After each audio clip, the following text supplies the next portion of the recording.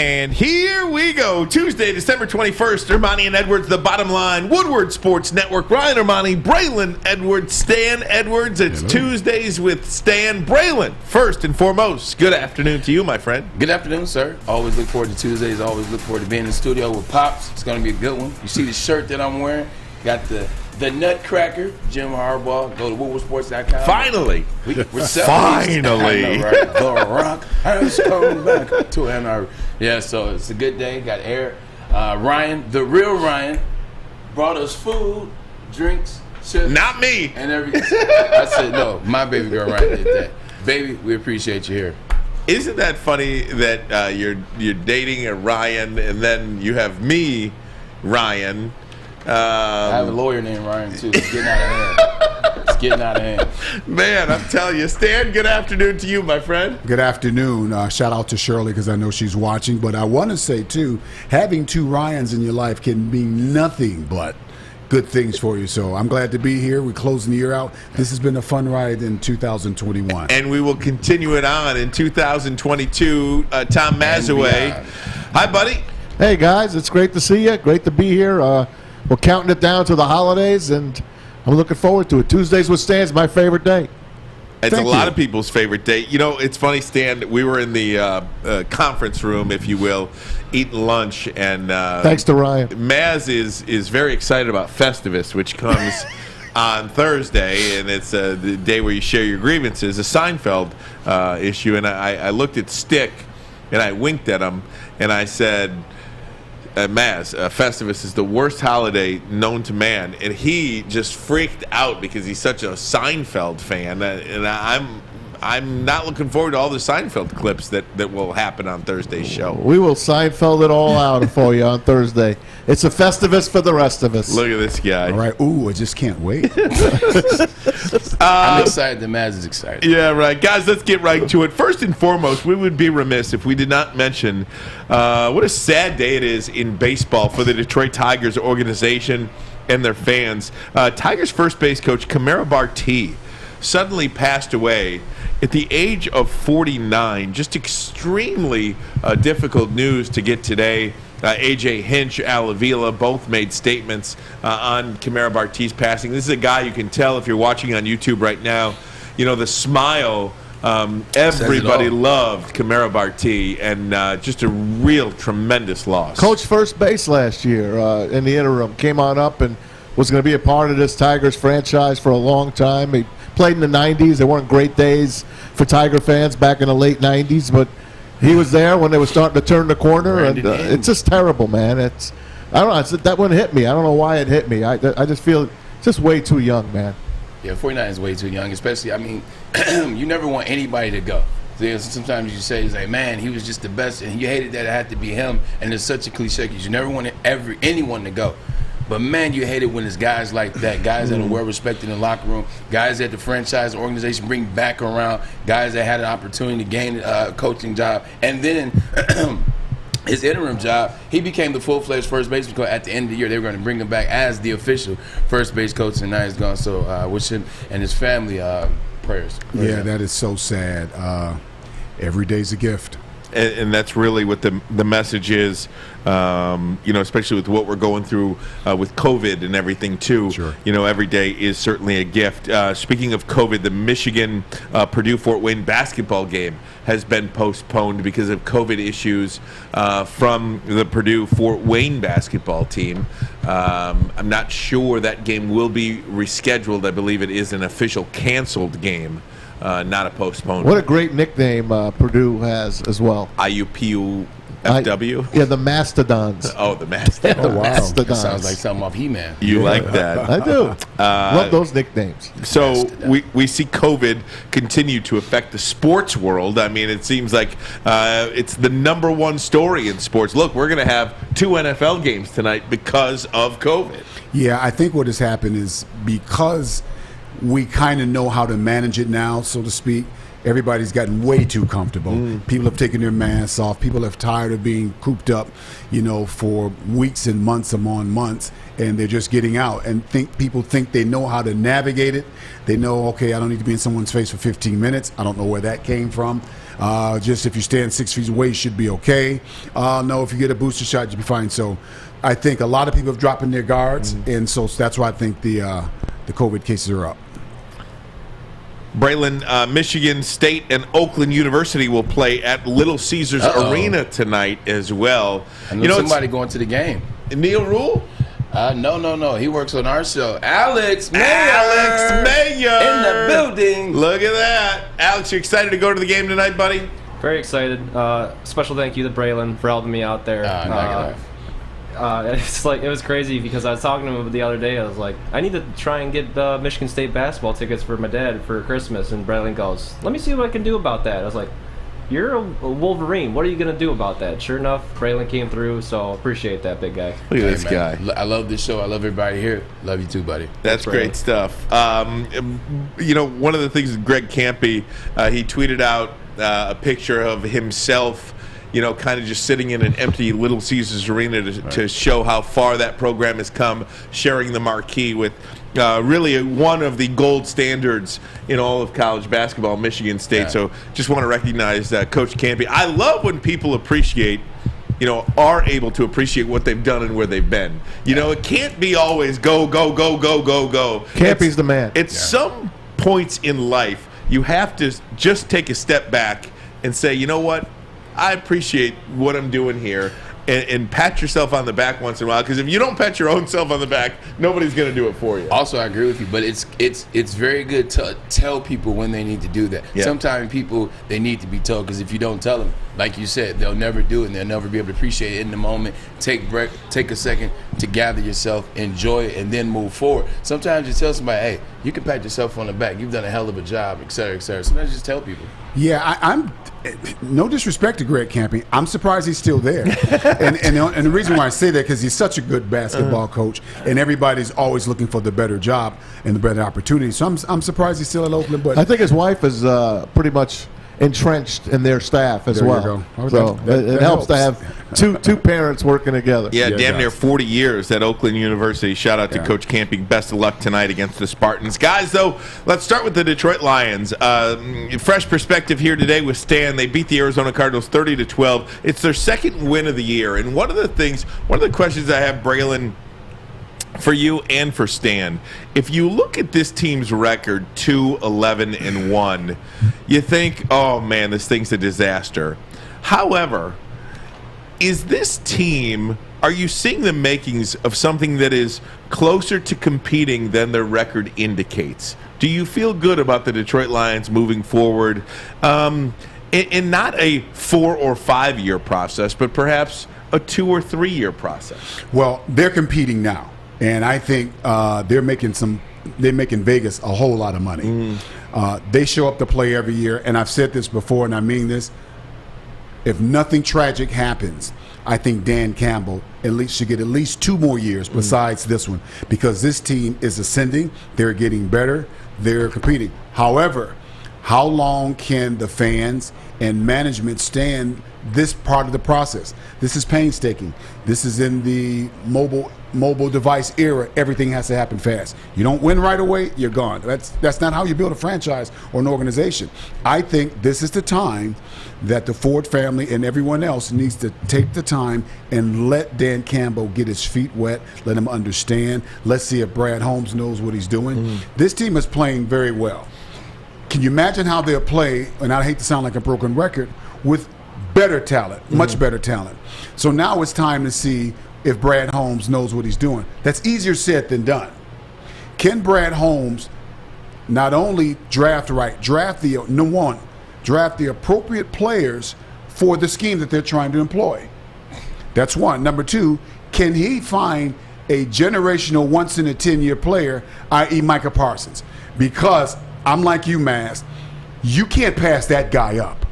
Penei Sewell's a good player, but you can't pass somebody up who's going to be a generational talent that they're comparing to the greatest outside linebacker to ever play.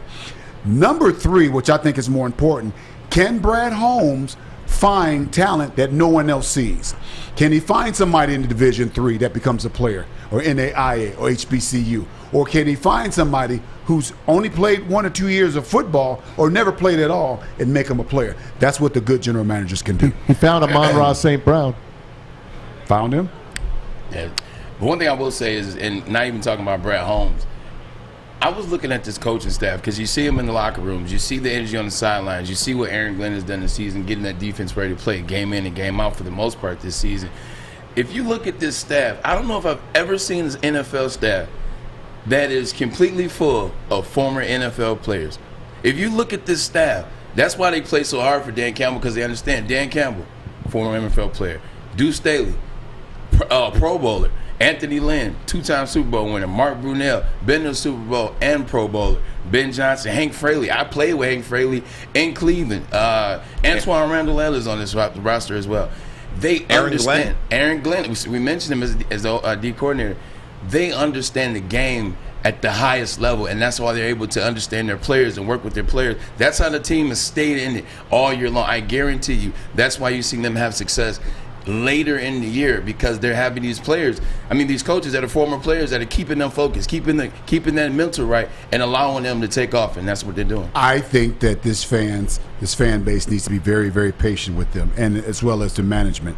This is a good coaching staff. You can see it. These guys, if we watch this team play, and let's harken back 7-8 weeks ago, they're getting incrementally a lot better. They're tough. They come to play. It hasn't shown up in the one-loss column. How long do we say, hey, they played a good game and the wins are not? Those losses turn into wins. I don't know, but you got to give Dan Campbell 2 more years. And I'll tell you how that becomes easier as well. We'll stick with some Lions talk next. Plus Jared Goff, Matt Nelson on the COVID list, but because of new regulations, maybe they will be available to play on Sunday. We just don't know that yet as the Lions hit the road to Atlanta to take on the Falcons on Sunday. More Lions talk next. How does Dan Campbell survive 2 more years? I've got an indication, and I've got a thought on that next. We'll get your guys as well. Armani and Edwards. Woodward Sports Network, the bottom line. Fellas, football season is here. It's time to make your grooming experience easy like Sunday morning. Get to Lady Jane's Haircuts for Men. Walk in, relax, watch your favorite team play, and before you know it, your hair will be game ready. Get to Lady Jane's, open 10 to 8, 7 days a week. Walk in anytime. It's wicked awesome. Make sure you download the Woodward Sports app in the App Store and the Google Play Store today. Take Woodward Sports with you wherever you go and listen live on your phone or mobile device. Hey gang, it's Maz from MyBookie.ag, our studio sponsor, and the place I put all my sports wagering in. That's right, and I use the promo code Woodward. Well, I can't, but you can. If you're a first-timer, use that promo code and they will double your first deposit all the way up to $1,000. That's right, use the promo code Woodward when you go on to MyBookie.ag. Doubleheader tonight in the NFL. You got the Seahawks and the Rams. Rams a touchdown favored. And then you go, same time, as a matter of fact, both games at 7 o'clock. You got the Washington football team and the Eagles tonight. Eagles 6.5-point favorite. Who do you like in that one? You could parlay, bet straight. You could tease the game. Any way you want to bet, it's at MyBookie.ag. Of course, you got the college bowl games as well. Full slate of the NBA. NHL's off till after Christmas, so you have to take a break on that after one more day of the NHL. It's MyBookie.ag and the promo code Woodward to double your first deposit all the way up to $1,000. Bet anything, anytime, anywhere with MyBookie. If you have a gambling problem, please call the Michigan Gambling Problem Hotline, 1-800-270-7117.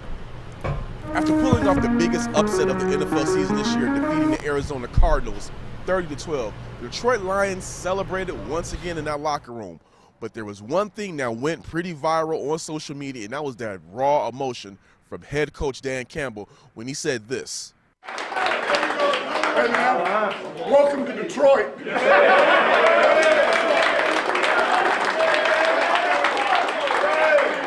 Man, I tell you what, we did everything we said we needed to do to that team. We did everything. Welcome to Detroit. Now, yesterday during the Lions media session, I was able to ask Dan Campbell to expound upon that. Like, what did he mean by saying, welcome to Detroit? Is this the type of brand of football that he's trying to bring into the Detroit Lions locker room? Is he trying to attract free agents with this brand of football, potential draft picks? Here's what Dan had to say. Yeah, I think so. I think the latter part of what you said, I think, is a byproduct of what we are. Hey, if that and that's inviting to other players or free agents or whatever, that's great. But that wasn't my first thought. My first thought is with this team and these players, and now knowing that, hey, man, we said we were going to do this from the get-go, and we do. We want to be a physical bunch. We want to play with a lot of intensity. We want to try to control the game somewhat, control our possessions. We want to convert and feel like we can, we can kind of open up the playbooks or the game plan offensively and defensively. So, yeah, now that being said, look, yes, that's more my brand of football, but I don't see if it goes that way, great. But believe me, I'm as eager as anybody else now to throw the ball down the field a little bit. I got no problem lining up and running it 50 times if you just continue to whelp on somebody. But also, man, I want to let our receivers cut it loose too, man. Let our quarterback throw it downfield, and because I think we got some guys now that are really showing up. At receiver group, man, I got a lot of respect for those guys, the way they're playing right now. There you heard it from Dan Campbell. Now, attracting free agents and trying to impress draft picks is probably something he's not caring about right now. I mean, the man just said it himself. But they're going to see that. Those guys are scouting, they've seen that clip. The guys that are going to be free agents this offseason, they've seen that clip. And they're going to want to come play for Dan Campbell just off of how that locker room is galvanized behind him. Again, the Lions are doing this with a lot of bodies down. Pretty impressive. This is Corey Woods of the Woodward Sports Network. Check in with your Detroit Lions update. See you guys next time. Great stuff from Corey Woods there, our Lions beat reporter, Woodward Sports Network, Armani and Edwards, Stan Edwards today, Tuesdays with Stan. Braylon, this is really interesting because one of the things your dad said was, Dan Campbell's got to get at least 2 more years. Ask Lions fans to be patient. How do Lions fans become patient? I'll tell you how. I got all the answers, Stan. Just ask me. Can't wait. You could have kept going. You could have kept going with it. We keep going back to this where the Lions defense has held opponents 6 times under 20 points. Yeah. They could have beaten the Ravens, the Bears, the Vikings, the Steelers, the Browns, and the Bears again. Yeah. They could have won those 6 games. They could potentially have 8 wins now. You want to keep your job for another year? You win half those games in year 2.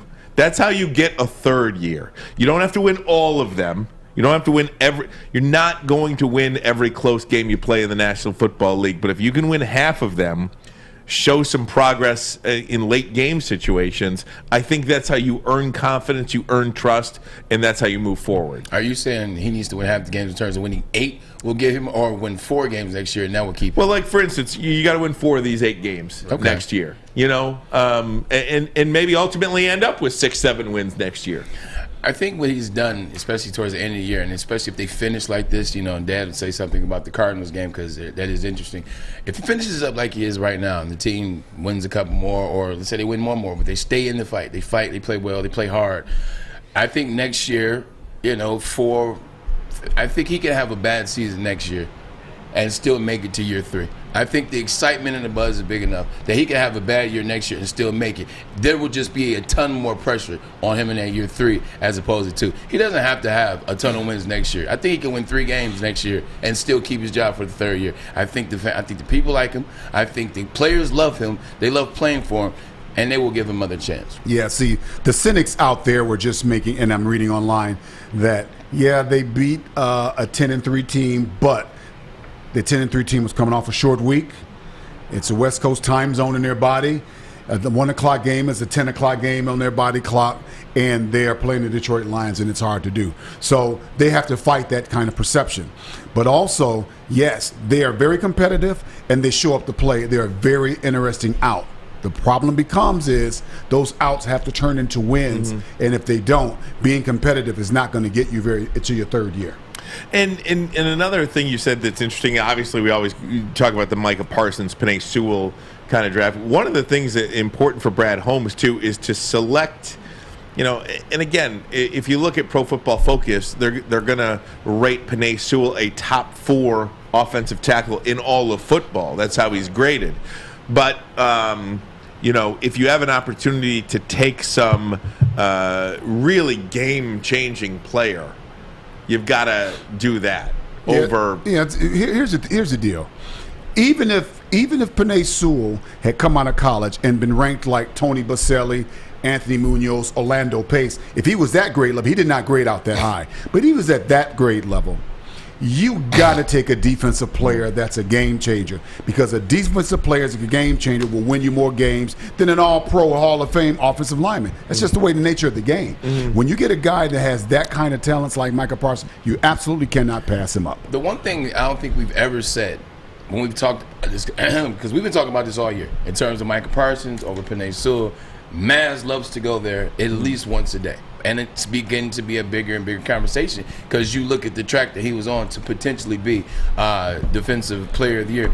By the way, why the hell didn't they pressure him against the Giants the other day? He had no pressures against the Giants. What the hell is the coach doing? I don't know. He even covered in the secondary. Did you see him go out as a linebacker? I did. He covered what's his name from the Lions, our former Lion here. Oh, Galladay. Maz doesn't watch Maz doesn't watch the All-22. He just watches the ISO cam. I literally watch Parsons. 11 all day long. My eyes are on 11. But getting back on track, the one thing we didn't talk about, what pick did Micah Parsons go? 10th. Yeah, 2 or 3 after the Lions. He Was went it 10 11 or 10? 2 or 3 after, 10 or 11. I think he went 11. Was anybody talking about him being this amazing Lawrence Taylor player before the draft? They were talking about him. I don't know if they were. If you know what you're doing, you know what you're looking at. I saw that. I saw that he could be that kind of impact player. Watching him in college and then watching him through the combine, looking at his film and looking at his ability. What you can't measure is a man's heart and how he's going to approach the game. That's always where the misnomer might be. I am absolutely not surprised at his presumption. Yeah, a lot of people weren't talking about he was that level of talent. Right. But when you got a guy that got those skill sets and he's got the film to back it up at that position, you can't pass him up. On top of which, this team needed that guy more than they needed Penei Sewell. They had 2 All-Pros at the offensive line already. Exactly. Now, the reason they passed them up is the way the Lions always are. They don't take anyone that has a skeleton in their closet. So there was talk about he had a couple of skeletons in his closet. Let's not go there. Let's take the nice, clean, squeaky player. Right. But they took Penei Sewell, and he's going to be a dominant. If he stays healthy, he could be a Hall of Fame offensive tackle. No question about it. But what I said is you had nobody on the defensive side of the ball. You had 2 All-Pros already and a couple of good offensive linemen. You should have went defense. I wanted quarterback first. Right. But So let's look at it this way. The Lions are playing Dallas, and Micah Parsons doesn't line up against Penei Sewell. He goes to the other side. Guess what's going to happen? Sack. Yeah. That's how you need to measure that. Well, just watching the Detroit Lions, too, against the Arizona Cardinals, it appears, to me anyway, that they do have some kind of identity now, though. When you take these offensive linemen like this, I mean, it seems to be a plug and play. If it's not DeAndre Swift, then it's Jamal Williams, then it's Craig Reynolds, and even Craig Reynolds is rushing for over 100 yards because that's what this team's identity is. You build up the offensive line, and you can just pluck in whoever you want at running back. It's seemingly because that's who you are as a football team. As a fan, I love to see that the Detroit Lions, when's the last time the Lions had an offensive identity instead of just, throw it up to Stafford or throw it up to Calvin. That's your offensive identity for the better part of a decade. The 90s. Yeah. Throw it up to Calvin. Being at Ford Field this past Sunday, just watching that game, you're always watching the rug to be pulled from under you. You're watching the first quarter. Okay, so what? It's the first quarter. Here they come. Oh, it's the second quarter. Here they come. They never had that moment. And I understand the Cardinals, for the pundits out there, they would come off a short week.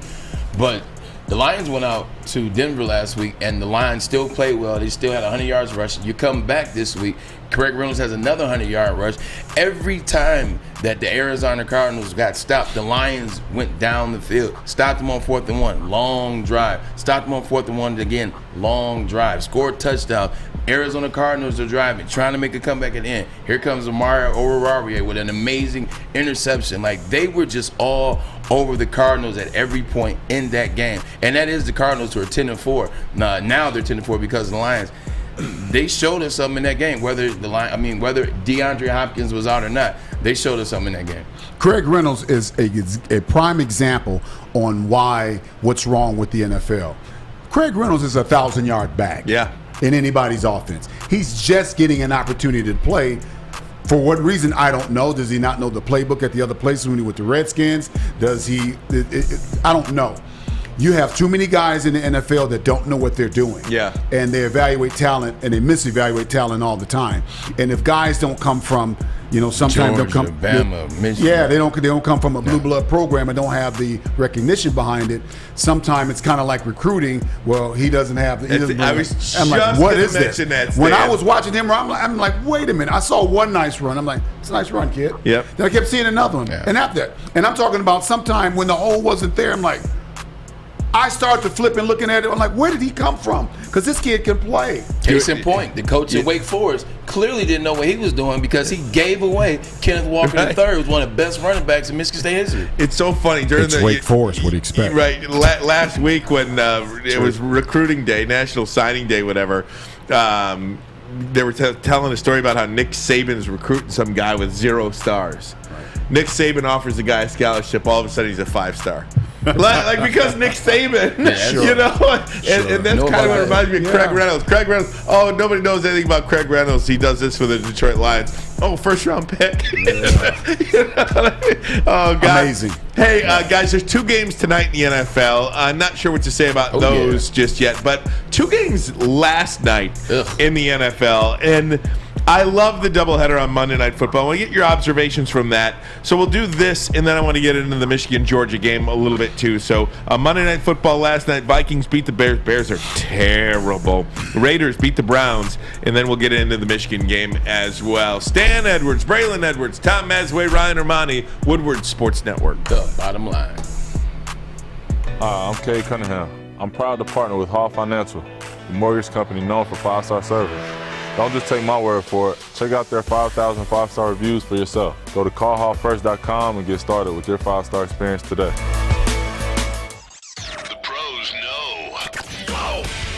Listen Monday through Friday for Big D Energy Live on the Woodward Sports Network with Stanley Cup champ Darren McCarty, former Lion Joik Bell, and the silky voice of Neil Rule.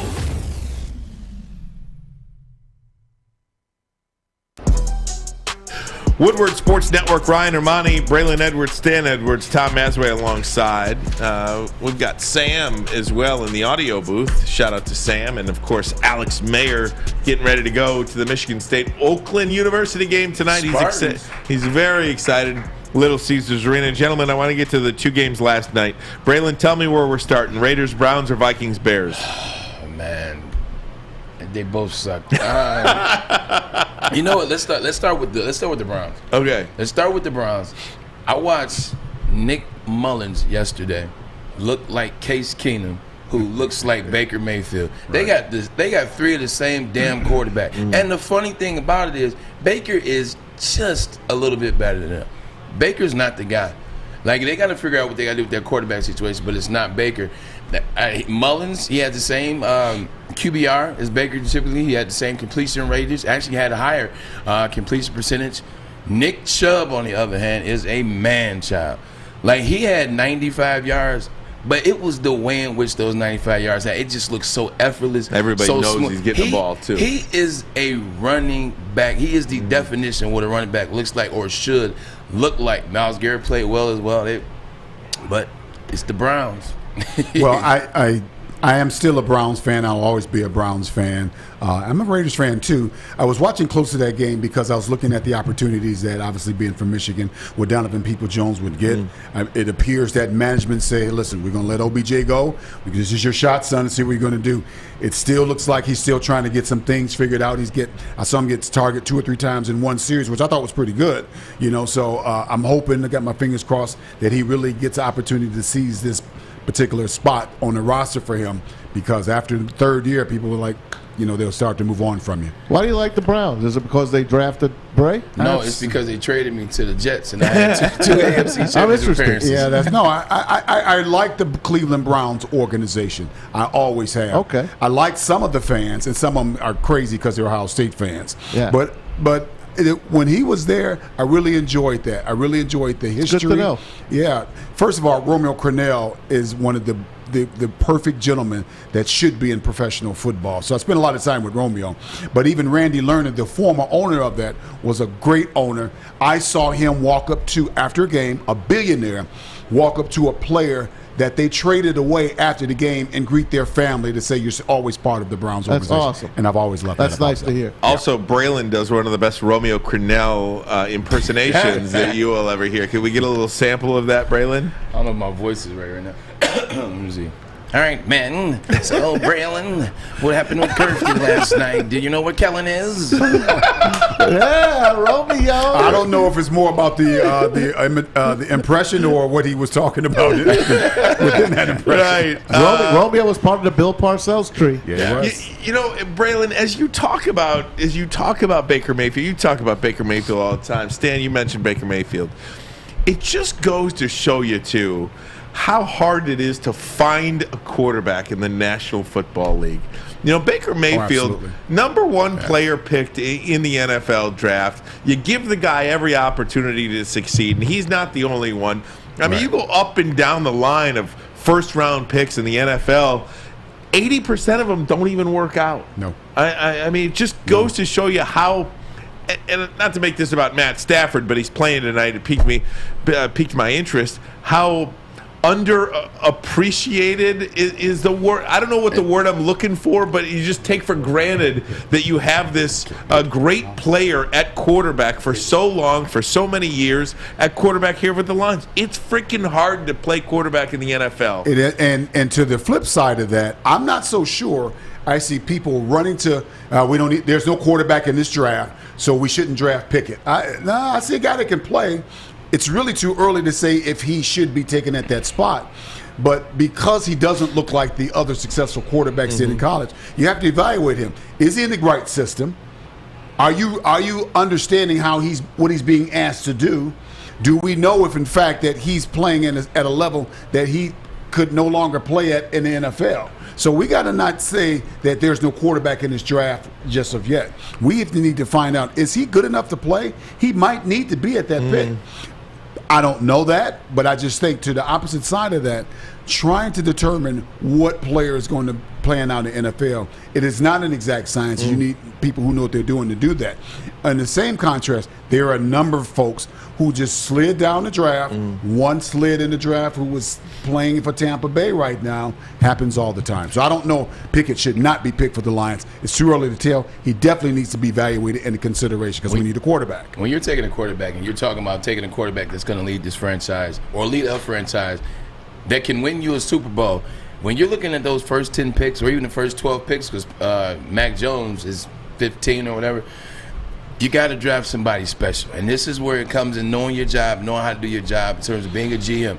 Special quarterbacks win championships. Special quarterbacks win games in bunches. Baker Mayfield was not special. Baker Mayfield was, yes, he played with Oklahoma. Yes, he had a lot of stats, a lot of yards. He wasn't special. When you watch Kyler Murray was special. Go back with Matt Nagy, since we're talking about the Browns game. Matt Nagy drafted Mitch Trubisky. Nothing Mitchell Trubisky did in North Carolina, actually traded up to draft Mitchell Trubisky. Nothing he ever did in North Carolina was special at all. But that's the Bears. Guess what? I saw that Texas Tech and Texas game. You know who did look special? His name was Patrick Mahomes. I watched Lamar Jackson for 2 years. I watched him win the Heisman as a sophomore. You know what? He looked special.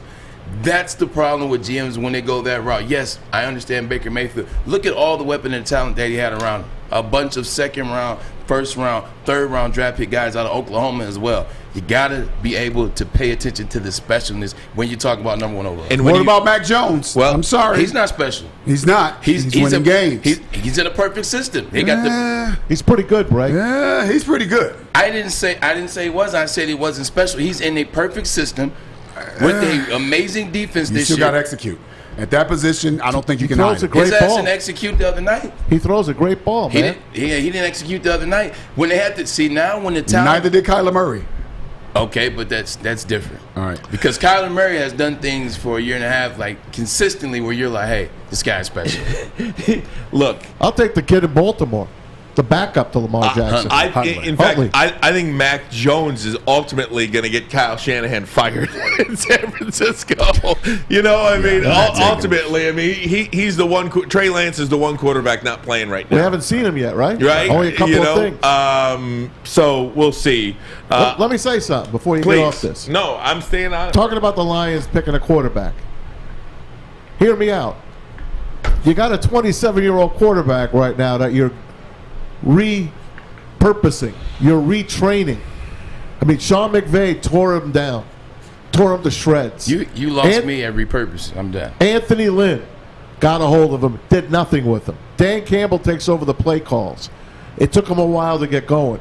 But it looks like that you got yourself a quarterback all of a sudden now in Jared Goff. Do you give up on him right now, or do you keep working with him? He's 27. He's already been to a Super Bowl.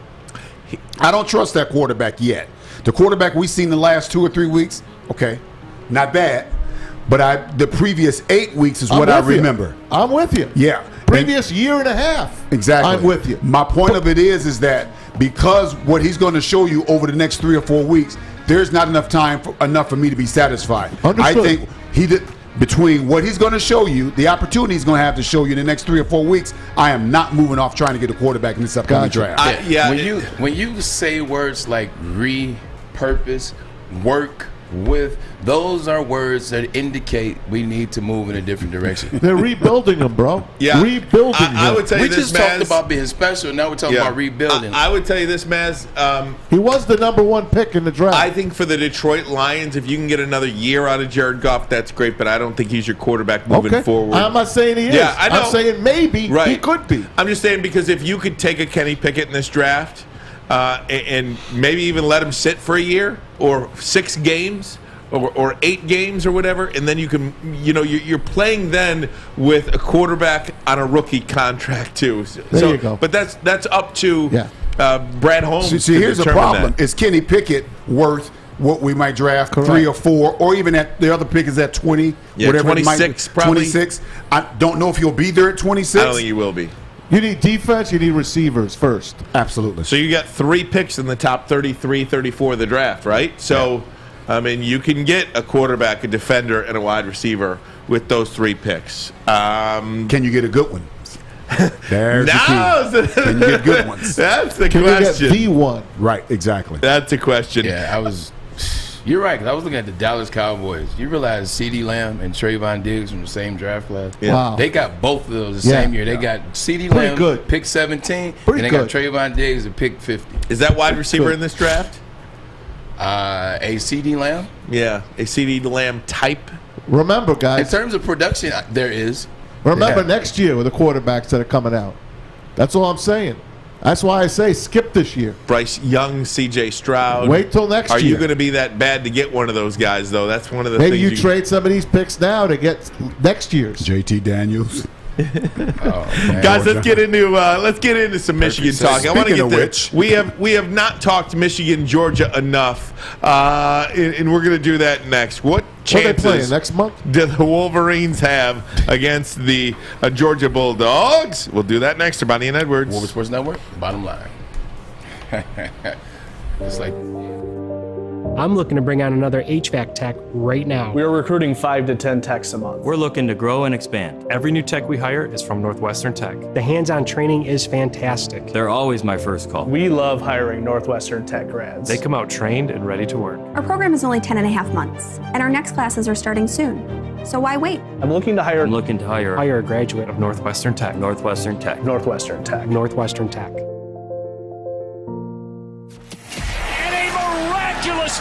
Follow us everywhere. Just search Woodward Sports on YouTube, Facebook, Twitter, Twitch, IG, and more. Hey gang, I want to let you know about Lady Jane's Haircuts for Men. It's wicked awesome. That's right. That's because the people here are awesome. The ladies are awesome. And it's just a wicked awesome experience. All you got to do is walk in, sign in, sit down, and before you know it, you are handsome and clean. We get to Lady Jane's open 10 to 8, 7 days a week. Walk in anytime. Several locations throughout the Metro Detroit area, also nationwide as well. So if you're listening out of state, look for Lady Jane's near you. Lady Jane's, it's wicked awesome. Wicked awesome. Armani and Edwards, Ryan Armani, Braylon Edwards, Stan Edwards. Tuesdays with Stan, Tom Mazaway along as well. You see the little mini helmets on the table here, guys. It is Michigan, Georgia coming up about, 10 days from today. Ooh. 10 days. It feels like a year and a half since the last time Michigan played a football game. But here we go, guys. Michigan and Georgia. Braylon, I'll come to you first. I not only think Michigan can win this game, I expect them to win this game. There was no team hotter in the country when the college football season ended. I just fully expect Michigan to win this football game. Am I on the right track? I fully expect Michigan to win a close game as well. I think they will control the game, the majority of the game, and they will win close. Very similar teams, both 12-1. Both defensive lines really good. Both defenses really good. Both quarterbacks, not necessarily the scoreboard up type quarterback type of managers. Their best player on the defensive line is Jordan Davis. He's a guy they talked about being in the top 10 draft picks all year. Our best player is Aiden Hutchinson, won the Lombardi this year. It's going to be interesting. It's going to be really interesting to see. The one thing I like about the time, because we keep talking about how long it takes you to get out of rhythm, is it allows players to get back healthy. It allows, and obviously for both teams. But look at Blake Corum. Blake Corum struggled a little bit in terms of that ankle injury against the Ohio State game. Got a little bit better in the Iowa game. Now, you fast forward a month later, he's going to be at 100%. So I'm excited to see that. I'm excited to see him get back. You get the big guys who had a long year. You get them some rest with the linemen in the trenches. Michigan can beat Georgia 100%, and this is why I like it, is because of all the different pieces that Michigan has and the variety of running backs, wide receivers, and little things that they do. They do a lot that Georgia has not seen, and that could cause some problems. Yeah, I fully expect Michigan to beat Georgia as well, and for a number of reasons why. Because sometimes teams get overrated, and sometimes we fear them. If we think about when Michigan went down to Columbus 4 years ago, we had two pretty good pass rushers on our end that we thought pretty highly of. Ohio State didn't. And Ohio State single blocked those guys the entire game, and they never got close to Dwayne Haskins. So Georgia has these NFL-bound big run stoppers in the middle that everybody's saying, ooh, you can't do that. Are they really that good? We don't know. I tell you what Ohio State did. Ohio State thought the same thing about who they were playing when they played David Ajabo and Aiden Hutchinson. They single blocked them, and it didn't work. And they continue to single block them, they too, did. which Here's was my stupid. point about that. We need to find out if those guys are really that good, because they may not be. They may not be as good as advertised. And how I think we do that, and to your point, I think Blake Corum really brings the aspect in the game. And if we can employ a perimeter running and passing game and make those big guys chase, get them in the chase game where they got to run, who are they going to be in the fourth quarter?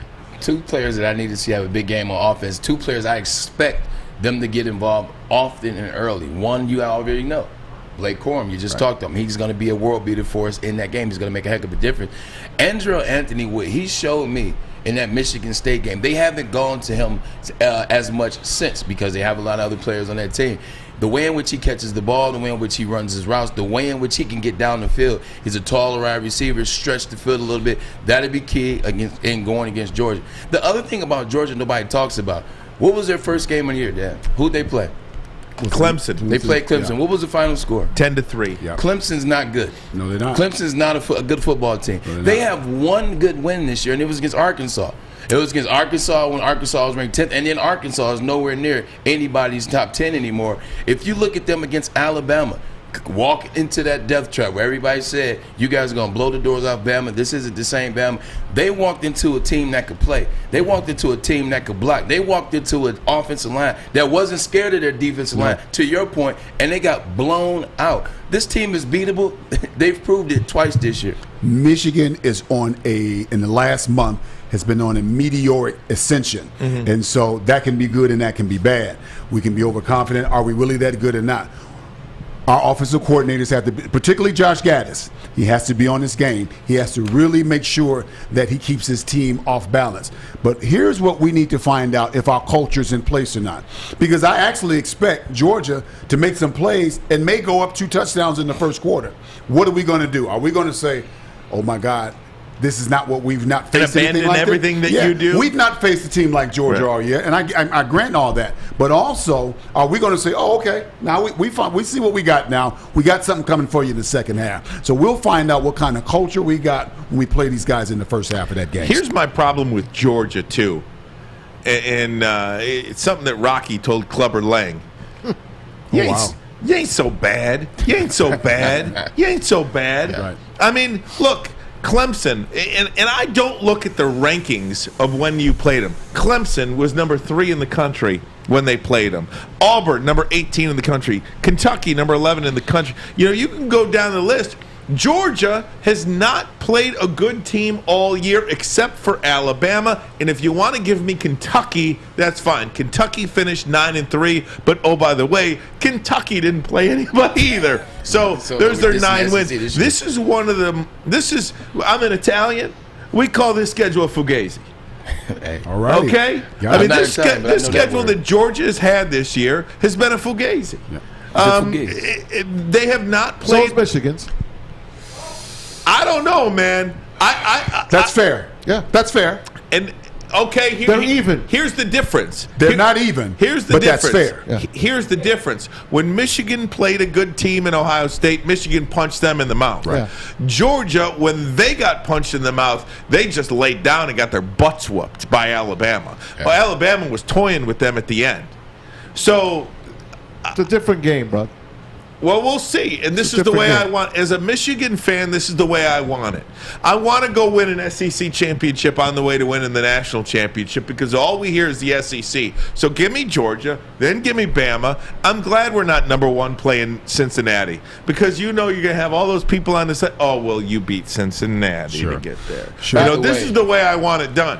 By the way, that was a fair comment, but at the end of the day, Michigan's schedule was better. Michigan had to go into a Penn State, which is always a hard place to play. And oh, by the way, who did Penn State beat? They beat Auburn as well. They had to go into East Lansing and play a tough team in Michigan State. They beat Ohio State, and then Iowa doesn't count. Michigan's schedule to me is a little bit better, but I definitely see where you're coming from. But I want to ask you, Stan. Sure. The month off.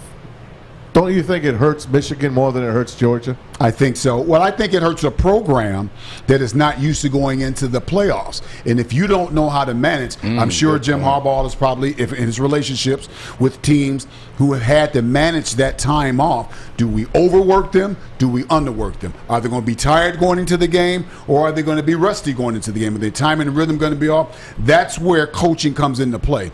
But let me say something, guys, and I really, guys, want you to really pay attention to this. Everybody that starts for Georgia is not a 5-star. Everybody that starts for Georgia is not all SEC. Everybody that starts for Georgia is not going to the league. So everybody look at that as an SEC team, oh, wow, they have some weak spots in there, and we need to exploit them. There are a bunch of players on Georgia team that would not start in Ann Arbor. Georgia has 2 All-Americans. Guess how many All-Americans Michigan has? 2. Let's get this party started. Yeah. Hermione and Edwards. Woodward Sports Network, the bottom line. Nice. Thank you, Detroit. Because of your generous donations, this year's Stuff a Studio was a massive success. With the help from our friends at Meyer, Guardian Alarm, and people like you, we were able to send a massive U-Haul filled with toys to Mott Children's Hospital. I thought it was pretty cool, but more importantly, my daughter had surgery at Mott back in about 2005 for brain surgery. They did a miraculous job for her. As a matter of fact, she's graduated from Michigan State on Saturday. Oh, You could never hey, tell. go green, right?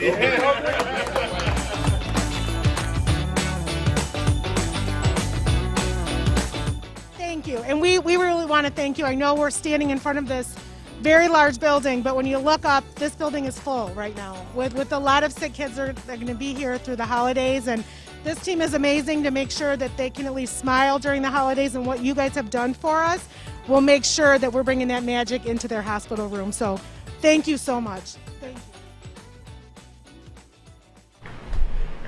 Hey guys, Braylon from Woodward Sports Network, telling you how you can earn $77,000 and get yourself your own career. $77,000, buddy, in an industry that is always essential. That's right. I'm talking about the heating and cooling industry. Visit northwesterntech.edu to find out right now. Tell them Braylon sent you.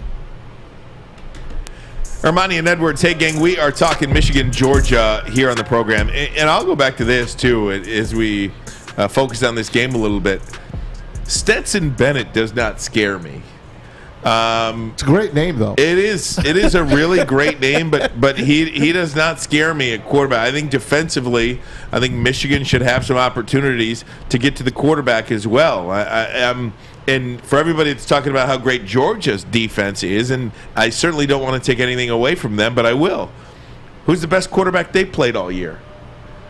And Bryce Young. Bryce Young, and Bryce Young put up 41 points on them. So He's pretty good, though. I just caution everybody, like you said, Stan. Not everybody's a 5-star. This number 1 ranked defense is a little bit of a fake to me. I'm not buying all this Georgia hype. How they are 7-8 point favorites, I'll never understand. Maybe I will when the game starts, and I'll eat my words, and Georgia will just pound the Michigan Wolverines. I don't think I will. Hey, Vegas has been way off, by the way, on these bowl games. All of them. All of them. So they're off again. So here's what's interesting about this game and how it's going to be called. Kirby Smart and his two his offensive and defensive coordinators, Jim Harbaugh and his offensive defensive coordinators. Out of those 6 men, the weakest link in that is Kirby Smart, by far, in my opinion, because he don't win big games.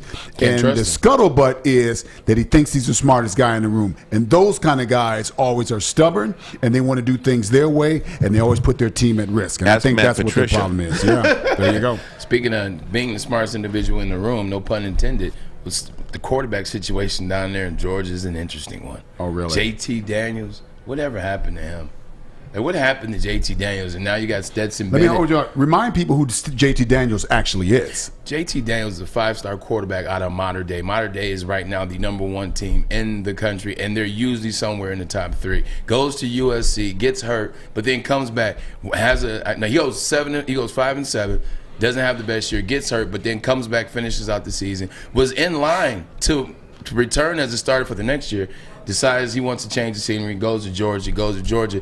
Basically, he's supposed to be the guy. He gets hurt, then they bring in Stetson Bennett. It's been this weird thing where Kirby Smart won't talk about, is he hurt? Is he not hurt? Then you don't see him for 2 months this season, and then he comes back and plays against Missouri. It's been this weird thing. And the rumblings from down in Georgia and down in the SEC country is people don't understand why JT Daniels isn't the guy. Just like you said, Ryan, or you said something, Stetson Bennett just looks like a guy. And it's no knock on him. He's just a guy. Reason why he had 385 in the game against Alabama, although they lost, is because of the receivers, Brockers and Brown. But if you go back, a lot of people down there are trying to figure out why JT Daniels isn't the guy. So that's going to be an interesting thing that develops. Does he bring JT Daniels out, who's a 5-star on the Mater Dei? Does he, does he pull Stetson Bennett? Does he not pull? Like, it's going to be interesting to see if he can make a transition like Nick Saban did. And keep in mind, JT Daniels was among the Heisman favorites at the start of the year. At the beginning of the year, like Spencer Rattler, and we've seen how that has gone. So Daniels goes out with an injury. He has been healthy for the last several weeks, but Georgia has continued to keep Stetson Bennett in at quarterback. I'm seeing an article online here from down in the South that says that JT Daniels is taking reps with the starters at practice. Kirby Smart will not disclose if that is true or not. They're going to be ready. They're going to be ready. They need both guys probably. Let me ask you this to that. The guy has set out pretty much all year, and whether he was injured or not, Kirby Smart, you don't know. Is that going to hurt them trying to bring him in now and get rid of him? Like, that's tough not to play a whole year and then all of a sudden you jump in the fire. That's tough. Not everybody can be Tua Tagovailoa. Not everyone can be J.J. McCarthy. Exactly. Right? In and out. Now, have they been using him like we've been using J.J. McCarthy? He's been on the bench. He's been on the bench. And here's what's interesting about that is, even if they decide that he has to play, to Braylon's point, is he ready actually to play? And I'm not an advocate of playing dirty, but I want to find out When is the last time have you had to look down the barrel and stand in the pocket and look Jaden Hudson in the eye and let that ball go at the last second, knowing you're going to get creamed? That's tough. Everybody can't handle that. Let me ask you guys this. Jim Harbaugh, playing with house money, right? Right now? At this, or does he, I don't think so. After they beat Georgia. In one aspect, I feel like he's playing with house money, and then I'm thinking to myself, it's a very winnable game. There's no guarantee you're ever back here in this situation. You're not guaranteed to ever be here again. Even with recruiting classes and great players, there's no guarantee you're ever getting back. So when you're here, you got to take your shot and win. You're 1,000% correct. Ohio State has dominated the Big Ten in the past 20 years, especially since the playoff series. They've only been to 2. Mm-hmm. They don't, as good as they've been, they've only think about that. That's right. Just think about that. As good as Ohio State has been, they've only been to the playoffs twice. So to your point, it is hard to get here. You never know if you're going to get back. Because here's if Michigan wins this game, and I truly believe they do, and we win it in good fashion, you could lose both your coordinators. You're going to lose both your best edge rushers, who are two best in college football, and you're going to lose your bruiser banging running back. And John Ross, too, or Josh Ross. So you have to find out, are we a program that can reload, or did we just have this year was an anomaly? Speaking of Ojabo, did you see that he can't get any NIL money? Yeah, I didn't understand that. Because he's an international student, so he can't receive. I don't think he has a work visa. Maybe that's what it is, or something like that. Oh, is that what it is? I believe, but he can't receive it. So here's the here's the tweet from David Ojabo who put up yesterday. Unfortunately, I cannot profit off of my NIL because I'm an international student. Even though I will not be compensated, I truly love and appreciate the Michigan fan base. So I'm excited to share that my jersey and jersey tees are available at valiantuofm.com. So good for David Ojabo. Maybe that's exactly it then, Braylon, because of the work visa. I love the fact that he put that out there. He basically let you know, listen, I can't profit, which means when you see me on the street, slap some cash in my hand. Exactly. Hey, you put out something earlier today, Bray, about we got a center. Yeah, you saw that. Got a transfer center. Transfer center out of Virginia. He won he was a finalist. He was a finalist for the Remington last year. Oh, wow. And now he's going to transfer and come to Michigan. I cannot pronounce his name for the life of me. Hey, we'll dip into that portal too, Yeah. One thing I want to get your guys' take on too, as far as perhaps quiet superstars in this semifinal game. I'm going to go with Donovan Edwards. I think that what Donovan Edwards has done over the last month of the season, how he has just burst onto the scene. You want to talk about a weapon. I call him the unicorn. He can do everything. He can run it. He can pass it. He can throw it or catch it. He can do anything. I mean, that's as good of I think he might even be mentioned with some Heisman talk next year. Yeah, I think Donovan Edwards is a good choice. For me, I'm going to say, and it needs to be Dax Hill, because I think they're going to challenge him and see if he's a player that they think he is, and he needs to be all over the field making plays because he's going to be on front and center, and he's got to step up big time. Yeah, I'm going to go in the same side of the ball and in the secondary, but I'm going to go with the safety. Rod Moore? Rod Moore. He's got to make plays, man. He came on strong towards the end. I think that's because they're going to throw the ball down the field. Brockers is a good tight end, so he's going to do a lot of middle crossing routes, a lot of stuff over the middle. That's where the ball is going to be. They run the ball with Zamir up the middle as well. They're not flashy with the run game. It's up the middle. Look for Rod Moore to have a big game of safety. One second. I'd be interesting to see, will Georgia double team Aiden Hutchinson? Will they do that? And will they try to single block him? I think they may try.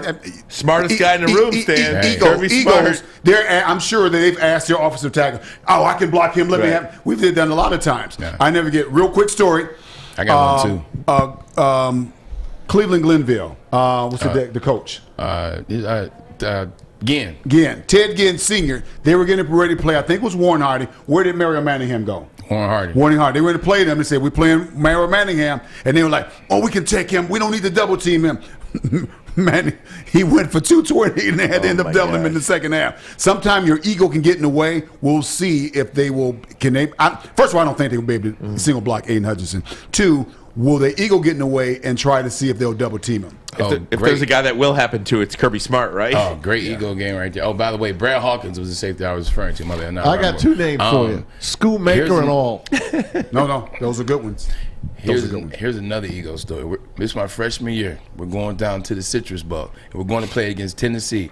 In my opinion, was the second best team in the country. But that's when they had that weird BCS, and where it was like, if you didn't win your conference championship, then you had to finish fourth place and go to the Citrus Bowl. So they lost to Rohan Davey and LSU. So we're playing Tennessee. Lloyd Carr comes into the meeting room. This is probably when we're starting bowl training, right? Plays a video of John Henderson, played first-round draft pick, Jacksonville Jaguars, one of the biggest men I've ever seen in my life. He shows a video of him just demolishing people and just demolishing things. He put a jersey on a practice dummy. You know those heavy dummies he pick up? He ripped that dummy like from top to bottom. You know how hard that is? And after he shows us this video, he proceeds to turn around and say to us, hey, we're gonna run right at him. They beat the hell out of us. 45-17. Dumbest thing I've ever heard in my life. Your ego can get you in trouble, especially if you don't got a player's back. Yeah, it can. Stan, we are out next week, so this is our final show of the year. We will get back in 2022 on January 4th with you. Any parting words? First of all, for us, I mean, thank you so much for the last year and the last 4 months we've been together, and your contributions to the show are so significant. We just want to thank you. Merry Christmas, Happy New Year to you. From Chad Johnson, everybody, Woodward Sports family, thanks for having me. Look forward to coming back. Great. Love you, Stan. Love it, man. Thank you. Absolutely. All right, and with that, Armani and Edwards. Woodward Sports Network, the bottom line. Okay, you thirsty little spin goblins. I want you to pedal into the next dimension. Spin it! Spin! Uh-oh! Carmen's falling behind. Let's give her the hiss of shame. Spin till you bleed! Don't ride the bike of shame. Come to Planet Fitness and find your own lane with tons of equipment, free fitness training, and no hissing. Join today for just $10 a month. Your Detroit alternative to the normal sports blah, blah, blah. It's Woodward Sports.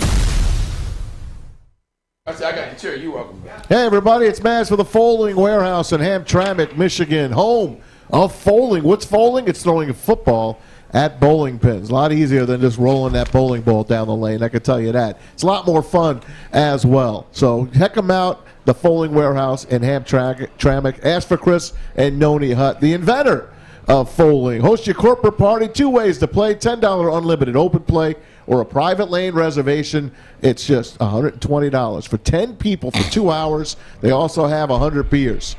$2 mystery beer machine, multiple full bars. You bring the food or have it delivered in. Come get your fold on. Check them out at foldingwarehouse.com.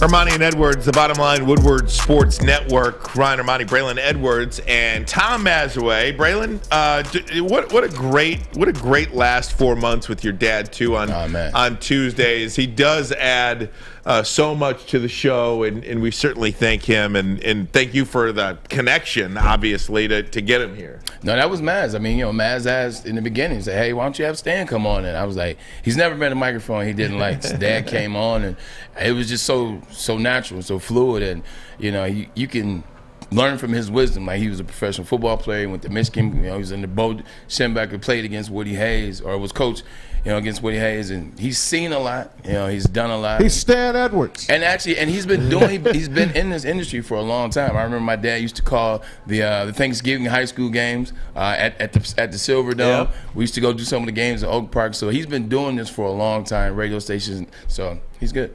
That's great stuff, man. All right, guys, I want to get back to the NFL. If I can for a second. I want to... The Bears. Well, yeah, you want to talk about the Bears? I was going somewhere else. You want to talk about the Bears? No, if I jump the gun, we can get back to that. No, please. Let's go. I was going to ask you another question. I got all the time in the world, man. Let's do it. If the Bears is what's burning inside you, let's talk about the Bears. First and foremost, who knew Robert Quinn had 15 sacks? Not me. I darn sure didn't know he had that many sacks. Hakeem Hicks is a man-child. But with that being said, hey, listen here, Chicago Bears fans. Listen here. 1985 is come and gone. Stop talking about the 85 Bears. Like, you guys you guys did go to the Super Bowl in 06, but guess what? Since 06, that Super Bowl you went to, You got 4 seasons above 500. You know who else has 4 seasons above 500? The Detroit Lions. There's nothing special about Chicago. Stop paying all these defensive players and then letting them go, because you don't have any money for offensive players, and you keep drafting at the top of the round. You keep trying to figure out the quarterback. It's a never-ending carousel in what they're doing. You look at what the Vikings, they should have won that game. It shows you it's a very interesting and ugly NFC North. And, oh, by the way, if Aaron Rodgers leaves, this could get fun quick in what you're watching with Dan Campbell and that. It could be fun. You know, when you look at the Chicago Bears, too, and anybody that watched that game last night, this is about that coach, too. I mean, Matt Nagy, once you make a franchise-altering bad mistake, it's real hard to get out of that with the same franchise. And what Matt Nagy did by trading up to get Mitchell Trubisky and passing on guys like Patrick Mahomes, not only did you pass up on Patrick Mahomes, but you passed up and you traded up to pass up on Patrick Mahomes. Mitchell Trubisky sets your franchise back so far, and not only that, then you do draft a quarterback in Justin Fields. And I'm sorry to Andy Dalton. And you sabotage him. I'm sorry to Andy Dalton. Maybe you made him promises to sign there in the offseason as a quarterback. Things change. And what you did to sabotage Justin Fields in the beginning of this season and early on in his career is just malpractice, man. I mean, and he should lose his job. He will lose his job. What we talked about last week, we talked about to win in the NFL, you have to have quarterbacks that won in college. When you look at Mitchell Trubisky, who finished 50% his last year, he was 6-6. That's the guy you're drafting. That's the guy you're moving up the draft.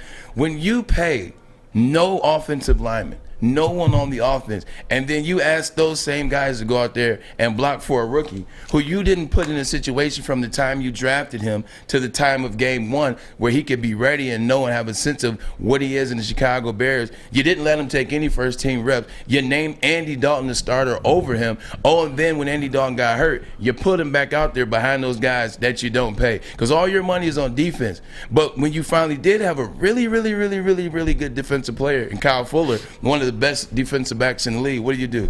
You let him go because you didn't have any money to pay him. He is just negligent at every step of the way, and he should have been gone. But sometimes it happens like that. Ryan Pace is the GM, so he was the guy. He's a decider. I mean, the coach can only decide so many things, but Ryan Pace and Matt Nagy, they're going to be gone. You know, it's a disaster in Chicago right now. But, you know, forget 1985, forget 06. At least they made the damn Super Bowl. They won one. They didn't. You still can't compare it to the situation here in Detroit. Are we looking better than them right now? Maybe. Well, that also pisses you off because we lost to them twice. So that leads me to my next question to you guys, okay? And you look at the draft, and this was really kind of being talked about with Aiden Hutchinson, right?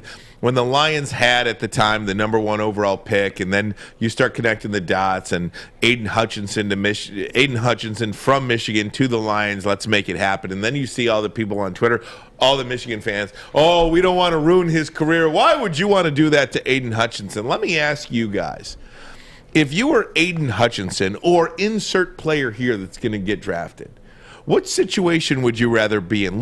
Don't look at the history of the franchise. Look at the current situation that these franchises are under. Who's in better shape? The Detroit Lions, the Jacksonville Jaguars, the Houston Texans, the New York Jets, the Chicago Bears, the New York Giants, the Carolina Panthers, the Seattle Seahawks, or the Atlanta Falcons? Which situation do you look at out of those 4, 5, 6, 7, 8, 9 teams? That was a lot to remember, but I'm gonna try. Put up the draft picks there. That's the bottom 9 picks right now in the NFL draft: Jacksonville, Detroit, Houston, the Jets, the Bears, the Giants, the Panthers, the Seahawks, and the Falcons. In Philadelphia, if you want, I like Philadelphia. I like Jacksonville. You like Jacksonville? They don't have a coach. Let me tell you why. They're going to get a coach. Insert Byron Leftwich here. Little birdie. Insert Byron Leftwich here. But They got an owner that doesn't mind playing players. They got a generational talent in Trevor Lawrence. They got players coming off the defensive injury side for next year. They have a lot of things in place already. Just got to get a coach. And I like Shad Khan as an owner.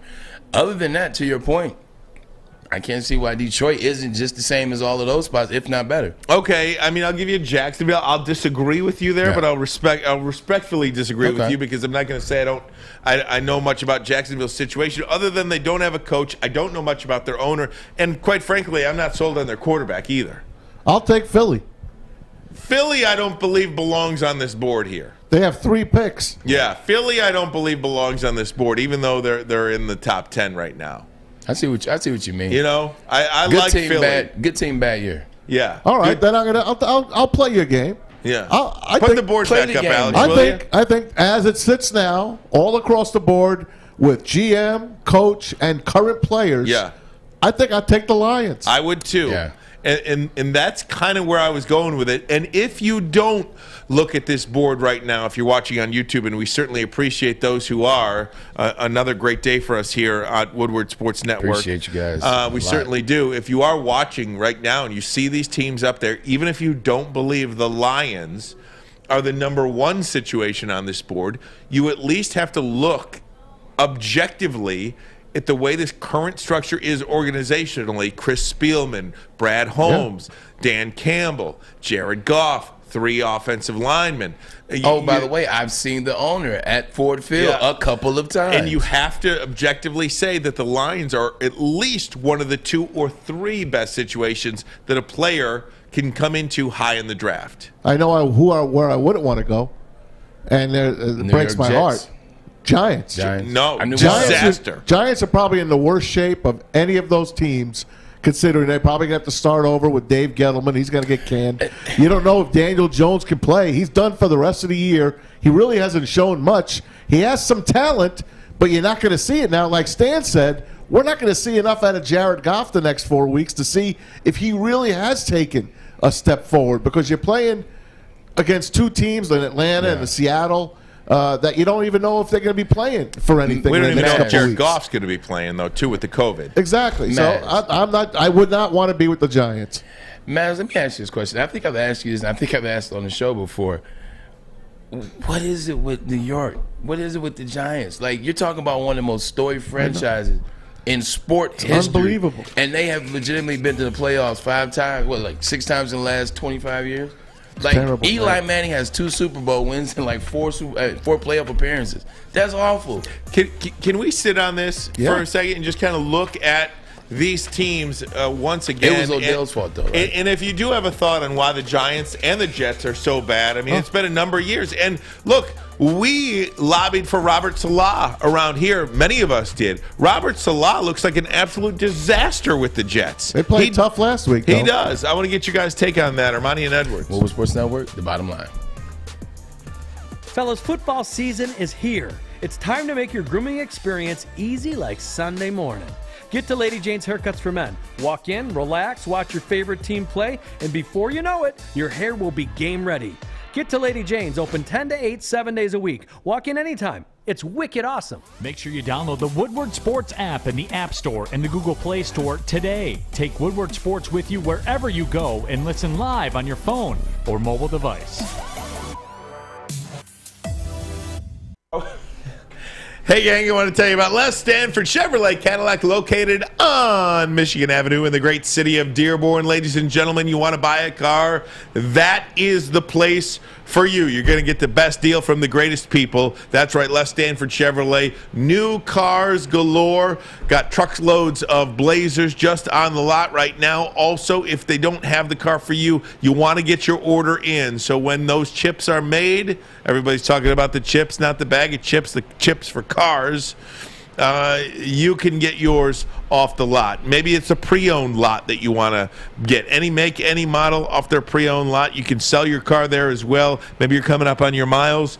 Feel free to drop your car off at Les Stanford Chevrolet. They are your authorized lease return center as well. Look them up online, lesstanford.com, lesstanford.com. Call them today, 313-565-6000, 313-565-6000. Les Stanford Chevrolet, find new roads. I got some breaking sports news for you, courtesy of Fish. Very good. And the CBC. Very Can good. you guess it if it's coming from the CBC? Yep. Can you guess what I'm going to tell you? What? If it's hockey night in Canada, what am I going to tell you? Breaking news. Can you guess? They canceled the season. They will not go to the Olympics. The NHL will not go to the Olympics in Beijing this year. So that is over. Mm-hmm. And a lot of people believe we shouldn't go Correct. to Beijing to begin with. Probably not. To compete in this year's Olympics. I hate it for the athletes. Me too. That spend their whole lives preparing and working out for games. And you just talk about how corrupt the IOC is that awards these games to places like Beijing, China. Now, you know how tough it is to train your whole life and to qualify for an Olympics and then not be able to go because of foolishness. Yeah. Like, what was the Olympics we boycotted? 84, right? Was it Russia 84? It was Russia. No. We boycotted Russia. 84 was Los Angeles. That's Los Never Angeles. mind. Yeah. 88 was Seoul, so maybe it was 80. I don't know. 80. But anyway, I was talking to one of the Olympians that had qualified and we boycotted. He didn't go. It was like a random conversation. I just felt bad. He never made it again. That's tough, man. Yeah. 4 years. It's a rough. That's The a rough Olympics aren't bracket. what they used to be either, as No, far no. as viewership goes. It's still very It's a highly loss. rated. It's a loss. It is a loss. Olympics but are a loss of money. The last good Olympics, the last good Olympics, I think was, will you say 96 or you say Beijing? I still watch them all, man. I do too, but I'm saying in terms of I would say Beijing was the last one that was historic and great because that's where you insert Michael Phelps, Right, Michael insert Phelps. Usain Bolt. Yeah. Like that was the I thought last Seoul one that was a was great special. Olympics. The other ones have been. Now these are the Winter Olympics, so I was really looking forward to seeing the hockey. Mm-hmm. I really was. It's one of my favorite things to watch. Now that the NHL is not going to go, who knows how it's going to turn out? There won't be a 1980 again. That's never going to happen. You're never going to see an amateur team like that beat the best team in the world. That was, the greatest sports upset in history. You're never going to see that I again. watched that movie every once in a while. It's a good movie. A Kurt Miracle? Russell did a- Yeah, it's Kurt Russell did a great pretty job. damn good. Yeah. Pretty damn good. I really looked forward. You might make me watch it tonight. I really looked forward to watching that. And when U.S. played, what was it, 10 years ago when U.S. played Russia, Canada. They beat Russia, then they played Canada. What a great final that was. I'm gonna miss it. I'll be honest. I'm gonna miss it. The hell with politics. I'm gonna miss it. I am. I wish the NHL would be going, but COVID, you just can't do it. You can't. And not surprising. So we'll see what happens moving forward with that. Guys, just jumping back into the Detroit Lions situation, because I think out of all the teams in the top 10, not so much the top 10 because we see Philly up there on the screen coming up right now at number 10, but of the top 9 teams, of the bottom 9 teams actually, Braylon, if you're a player coming out of the draft in this year's college football, going to be drafted in the NFL, I look at these situations with all of a mess. Owner, general manager, head coach, roster makeup, and I think the Detroit Lions are as good, if not better, than each and every one of these situations. Even Seattle. So many questions with Seattle, by the Pete's way. out, Russell's out. Like, it's gonna be like Exactly. everywhere. To your point, everywhere it just looks like, and you look at it, a couple of years past, it's just a struggle. Atlanta, And that pick goes to the Jets, too, by the way. If I'm looking at, right, 100% it does. If let's say I'm getting drafted, as you said, I'm just looking at this list, and obviously I can't control, but if I'm looking and I can't control, I'm like, well, Atlanta hasn't been the same since 28-3. Mm-hmm. Well, New York, they've been struggling forever. In both of them, you look at Seattle, you're like, I don't know if Brian Schneider's going to be there. I know Pete's out. I know Russell's out. All those situations are a catastrophe. Like the Detroit Lions. You think Pete's out? I think Pete's out. Because Pete Pete Carroll's done. Yeah, Pete, I he think does, so too. When you watch the games, he just doesn't have the feel anymore, man. Like, ever since that, you talk about Super Bowls, ever since he decided to trust his ego and not give Beast Mode the ball, hasn't been the same. Got close, but haven't gotten further. Now, they gave him all they gave him all control in terms of what did he do in free agency. What did he do? Gave up all their first rounders to Jamal Adams. What happened to DK Metcalf this year? Russell Wilson got hurt. Just disappeared. No, but even Russell Wilson doesn't look at him anymore. I don't know why. Russell Wilson will not. It's almost like they froze him and out. I hate to go back here, but if you if OBJ's dad made a video of DK Metcalf in the middle of the field running all these routes, he'd be open. He'd be open. Yeah. And he catches everything. And I don't understand it. Yeah, I don't know how that finger is. I don't know how that surgery went because, let's call it a spade a spade. He had 40 touchdowns last year and 5 interceptions. He had a really, really good year. His team, I mean, you know how that goes. They don't have enough on defense. But he had a really good year. Insert this year has the surgery. But to Ryan's credit, he didn't look good before he got hurt. To your point, so I don't know. I don't know what happened. Chris Carson not being in there really, really damaged that. He's always had a running game. You look when he's had success, he had beast mode, he had Carson, he has a couple guys when he doesn't have That's the key, man. Yeah. If you don't have a running game, there's no way possible that you're going to run the table. And someone's going to get you. But again, that's on the general manager then and the makeup of the team because Brian Schneider. You look at what the Lions are doing here, right? I mean, on the ground. DeAndre Swift, good. He's out. Jamal Williams comes in, good. He's out. Craig Reynolds comes in. I mean, it's just you build and build and build. And Jamar Jefferson. Yeah, Jamar Jefferson had a nice game. I think it was with the Steelers or the Browns game. One of those, I mean, they're just interchangeable, and they're finding these players. And that's one of the things your dad was talking about, too, Brad Holmes, in feeling good about him moving forward. He has found diamonds in the rough. Amon-Ra St. Brown, 4th-round pick. Derek Barnes, I feel like he's regressed a little bit, but still that's a... We might have jinxed him by having him on the show. 5th, 6th-round pick. Well, I mean, he's a later-round pick. And then you've got Jamar Jefferson, who was really good before the injury, and then Craig Reynolds. I mean, you're getting players not highly rated, not high in the draft, that are becoming something that you can rely on. Maz, what are they going to do with this backfield next year when everybody's healthy? DeAndre Swift and Craig Reynolds. I mean, Jamal's probably out, Jamal's right? gone? Yeah, I think so. Unfortunately, because we like him so much. He's been activated, by the way, off the COVID list. Yeah. So we'll see if they maybe use he'll him. play quarterback this week. We'll see. No, I think Jared Goff will be ready for Sunday. Well, we'll see. You don't know about testing. I mean, you got to provide a negative test now. You don't have to wait a certain number of days. You just got to get a negative test. We'll see TB12 again then. You can test positive up until like 6 months or something like that. I mean, you could. Backup quarterbacks, man. I was looking at a stat about Mike Glennon, the money he's made, the fact that he keeps getting You see paid. his neck? I mean, they kept putting his money under his neck. It kept going under his Oh, neck. my God. I didn't see that. I liked Mike Glennon. I don't know. I was one of those guys that liked him. I liked his game. He's never really made it, but he's always survived in the league. He finds a job. He's I don't know. There's something about him, but watching those games yesterday, the Vikings won that game. They beat the Bears. Bears are terrible. Vikings, they're hanging in there, man. 7-7. Their losses, obviously 6 points or less. They made some mistakes. Cousins didn't play good. He threw for under 100 yards yesterday, but they got the win. 74 yards. Yeah, but they got the win. Yeah, they got the win. They're still dangerous. The other game, Raiders and Cleveland. Cleveland playing with their third-string quarterback, Nick Mullins, played pretty well. Raiders wanted to give that game away in the worst way. Thank God they got Daniel Carlson as a terrific kicker for them, and they got a game, and they're back to 500. Isn't it crazy how at the start of the season you just see all these gaudy numbers at the quarterback position? You see guys winning. You see Stafford throw for 405 tuds in games, and you see Derek Carr and Aaron Rodgers and Tom Brady and Justin Herbert and Joe Burrow. Like, now guys are winning games throwing 150 yards.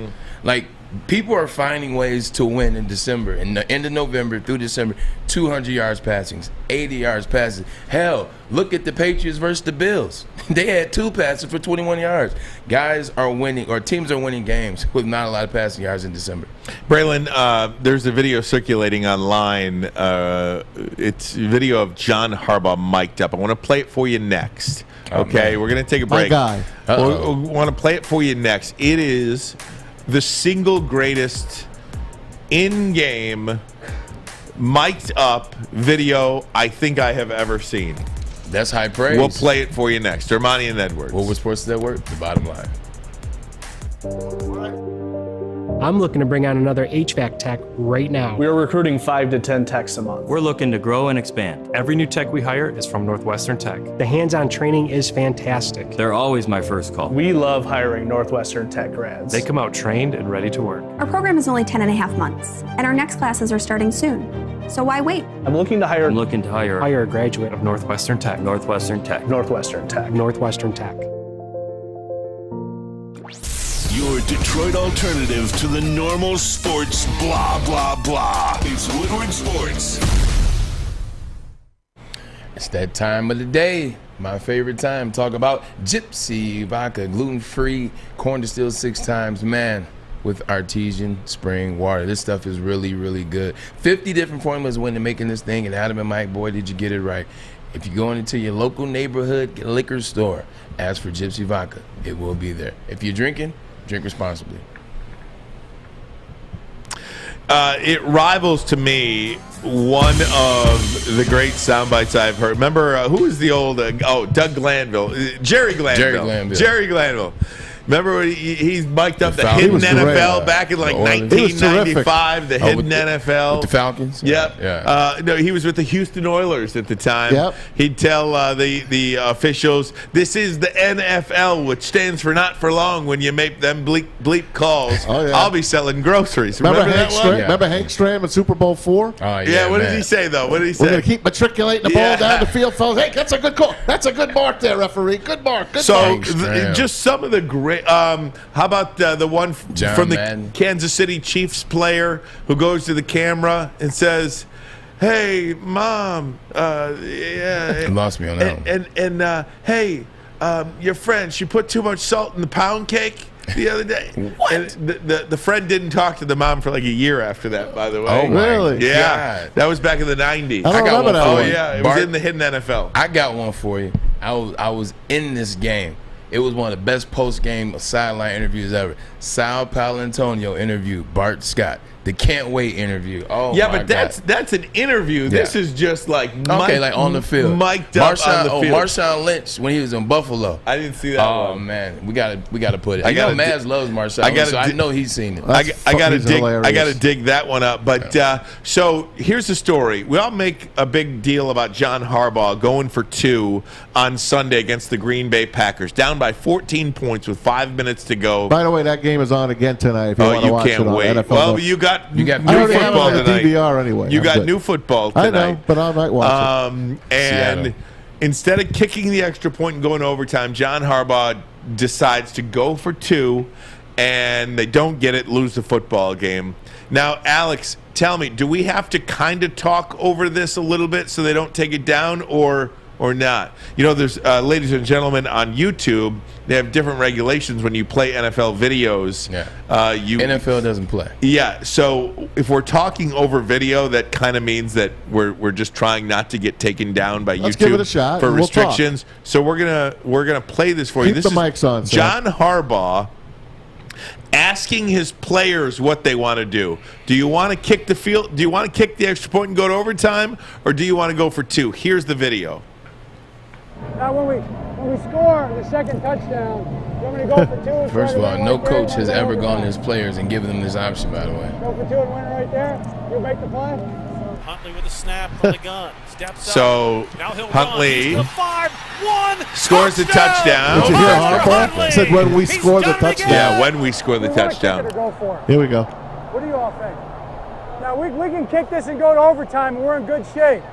Or we try to win it here, then we just try to keep them. Remember last week, they weren't in good What do you shape. wanna do? They didn't have any cornerbacks. What do you want to do? We can go into overtime right here, or we can go for it. Let's win this, win man. this. Let's win, coach. Let's win, coach. Unfortunately, they didn't. Throws. Broken up incomplete. He had a guy open, too, in the back of the end zone. I watched this a few And then times. Mark Andrews goes up to him and says, that was the right move. Thank you. Hey, Oh, Love We you, said bro. We said we got to talk more. Yeah, Man. That was I the love right John one. Harbaugh. I got I love goosebumps watching this. Braylon, How do you not? you said something. You said something that I'm not sure everybody heard. You said no coach has ever asked his players for that input during a game. No coaches come to their players like, and if insert Aaron Rodgers, well, they don't ask Aaron. Aaron just does it. Tom Brady, they don't ask Tom Brady. Tom Brady just does it. In terms of a coach asking, they're not coming and asking. They think they know it all. They think their coordinators know it all. They don't get that type of input on the field, especially in those moments. And then listen, and then have the guy Mark Andrews come up to him after and say, hey, it was the right move, coach. And I love you more. Like that is why they have not had a losing season since he's been there. Mm-hmm. That is why they have a Super Bowl win. That is why for the first 7 years of his career, he was in the playoffs every year. That is why they are what they are. That franchise from top to bottom is unparalleled in the NFL. That's why you heard Aaron Rodgers yesterday. I played that audio at the end of the game, and he said, hey, I commend John Harbaugh for going for that play. I'm glad they didn't get it, but you know what? That was the right play that he did. Aaron Rodgers saying that. Yeah. And if you remember a month ago or so, maybe it was a month and a half or so, do you remember when he went to Lamar Jackson? Oh, yeah. And said, you want to go for this? Yeah, you want to go for this? This ain't the first time he does this. Nope. And this is the way he coaches. Yeah. And Lamar Jackson said, yeah, we're going. We got this. It. Yep. We got this. Devil's advocate, do you like that? I mean, yes. Or do you want the coach to do what's best for the team because you know the players are always going to want to go for a win? What player do you know is going to say, no, coach, let's not make this play and win it? I like it when it's Lamar Jackson. I don't like it when it's Huntley. See, I'm the exact opposite. I'm the exact, because it's Huntley. Maybe you don't. You got to give him a little bit more. Maybe for one play, 2 yards, I take the chance as opposed to going into an elongated overtime situation where Lamar Jackson could do anything. But the kid just scored 2 touchdowns in 5 minutes. Yeah. You heard him. He said, we're in good shape. If we go to overtime. Right. Remember last week against the Steelers, they said we have no quarterbacks. Right. We got to go for the win. Right. But also, another reason, there's something else you add to it. It's December. Wins are tough to come by in December. So in December, I wouldn't be asking Huntley to make that play. I'm just saying, all right, we're going to kick the field goal, go for it, because it is December. Those wins start to stack up. So because they're not 100% in the playoffs. That's 3 losses in a row for them. They're only a 50% chance of making it. Here you go. Buffalo, Baltimore, Los Angeles Chargers, and Indianapolis Colts. 4 teams for 3 spots. Again, who do you want out? Oh, Buffalo, Chargers, Colts, Ravens. Wow. All tied at 8 and 6. You want to laugh? 3 of those teams will get in. 1 of those Chargers teams will are out. the weak link there. The Cleveland Browns went from in the span of 2 minutes, because they gave up the field goal. In 2 minutes, they went from being in the playoffs and being the division leader, first place in the AFC North, to last place in the AFC. That's how tight that AFC race is this year. So I gave you 4 teams tied at 8 and 6. How about this? 7 and 7. Here they come. Pittsburgh at 7 and 6, 7, 6 and 1. Ooh, they stink. And then you got the Raiders, the Dolphins, the Browns, and the Bengals. So 4 teams tied at 7 and 7 with the Steelers at 7, 6 and 1. Wow. And there's a team. That's 9 teams. And there's a team you just mentioned that nobody is giving the love that they deserve. Miami. Because when you talk about streaks, the only ones people are talking about are the Chiefs. But there's another team on the streak, and you 6 just in a row. mentioned. Oh, Tua Tagovailoa goes from potentially getting traded for Deshaun Watson and a bunch of other stuff to now, I think they found an NFL quarterback. They can't get rid of him fast enough, by the way, in Miami. I want him. They cannot get rid of him fast enough to attack. Why? Do you remember how dejected and bad he looked in the beginning of the year, or sad, I should say, when he was talking about how like he's going out there winning games, but all they're talking about is getting rid of him. Like every week is Deshaun Watson, traded for Deshaun Watson, traded for Deshaun Watson. Meanwhile, now he's 6 wins in, And it's still like, is Deshaun Watson going to Miami? Is that still on the table? Yeah, that sucks. That's still on the table, by the way. Oh, I believe you. I know you want that deal for real. You know, you talk about parity in the NFL too. That's why this league is so great. The wheel of parity. No, not the wheel of parity. Can we do the wheel of parity? No. It's the circle of parity. But that's why this league is so great, though, too, because you don't have to be in L.A. or New York or Chicago or Boston or some great big city to be good. I mean, Green Bay, Cleveland, San Francisco, New Orleans. I mean, all of these teams have a shot. And outside of 7 teams in the National Football, what are there, 32 teams? 32.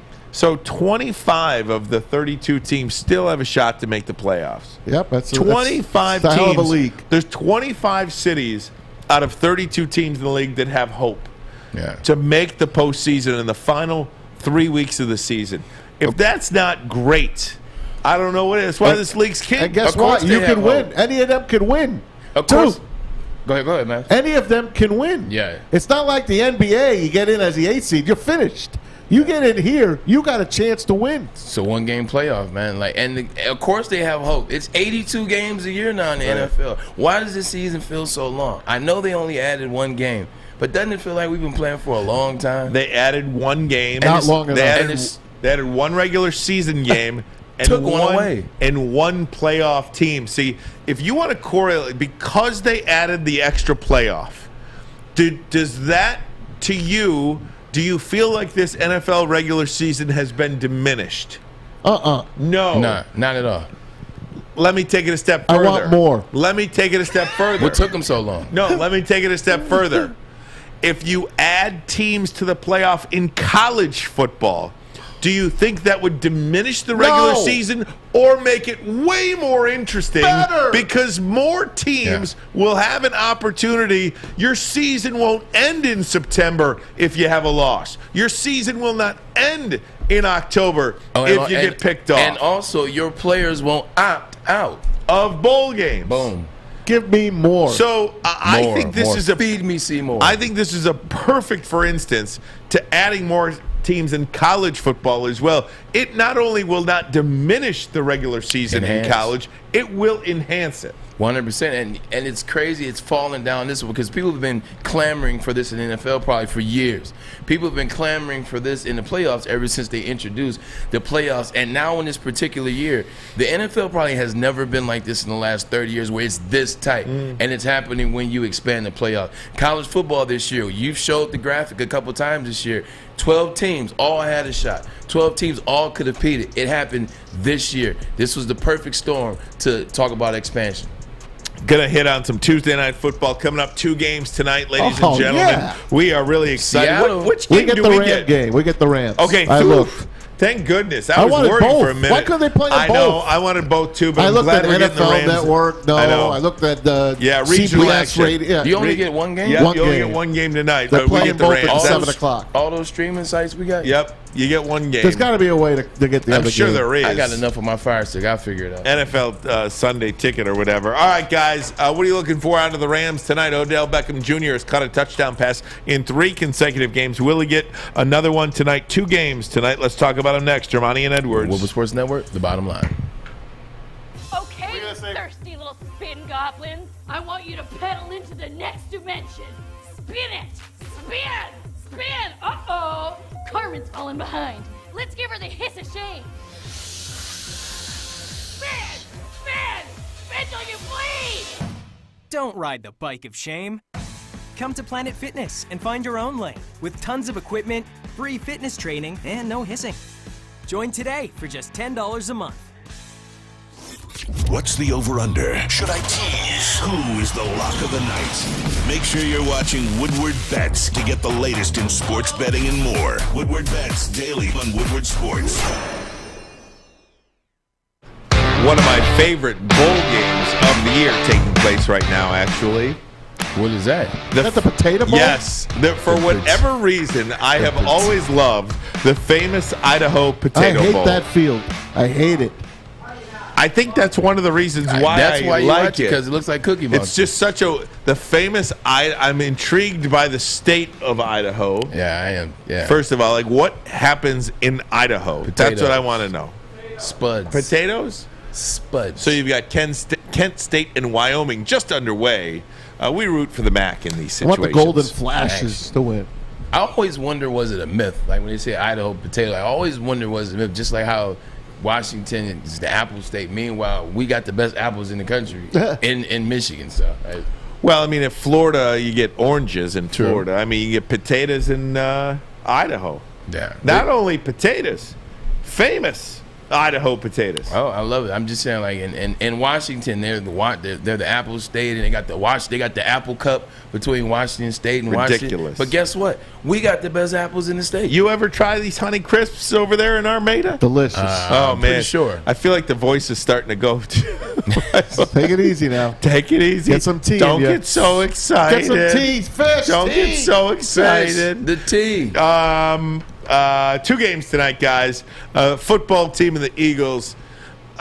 Look, Taylor Heineke having a really nice year, but I don't think the Eagles are done yet, by the way. I think the Eagles are going to be competing for a playoff berth here. In the NFC, the Eagles, guys, they're 6-7. They are a half a game out, could tie Minnesota tonight but they stink. with a win.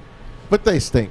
You think they couldn't? They do. You, They stink. you think they couldn't go to Dallas and win a playoff game in a 2-7? I don't think so. I also A think, divisional playoff I game? don't think so. I also think Tyler Heineke, like down the stretch, the last 4 games, has kind of gotten away from what he was earlier in the year. He's getting beat up, man. That's what I was about to say. When we really were on this, riding him and Gibson at running back, last couple games haven't been exactly going well for them. But I'm taking.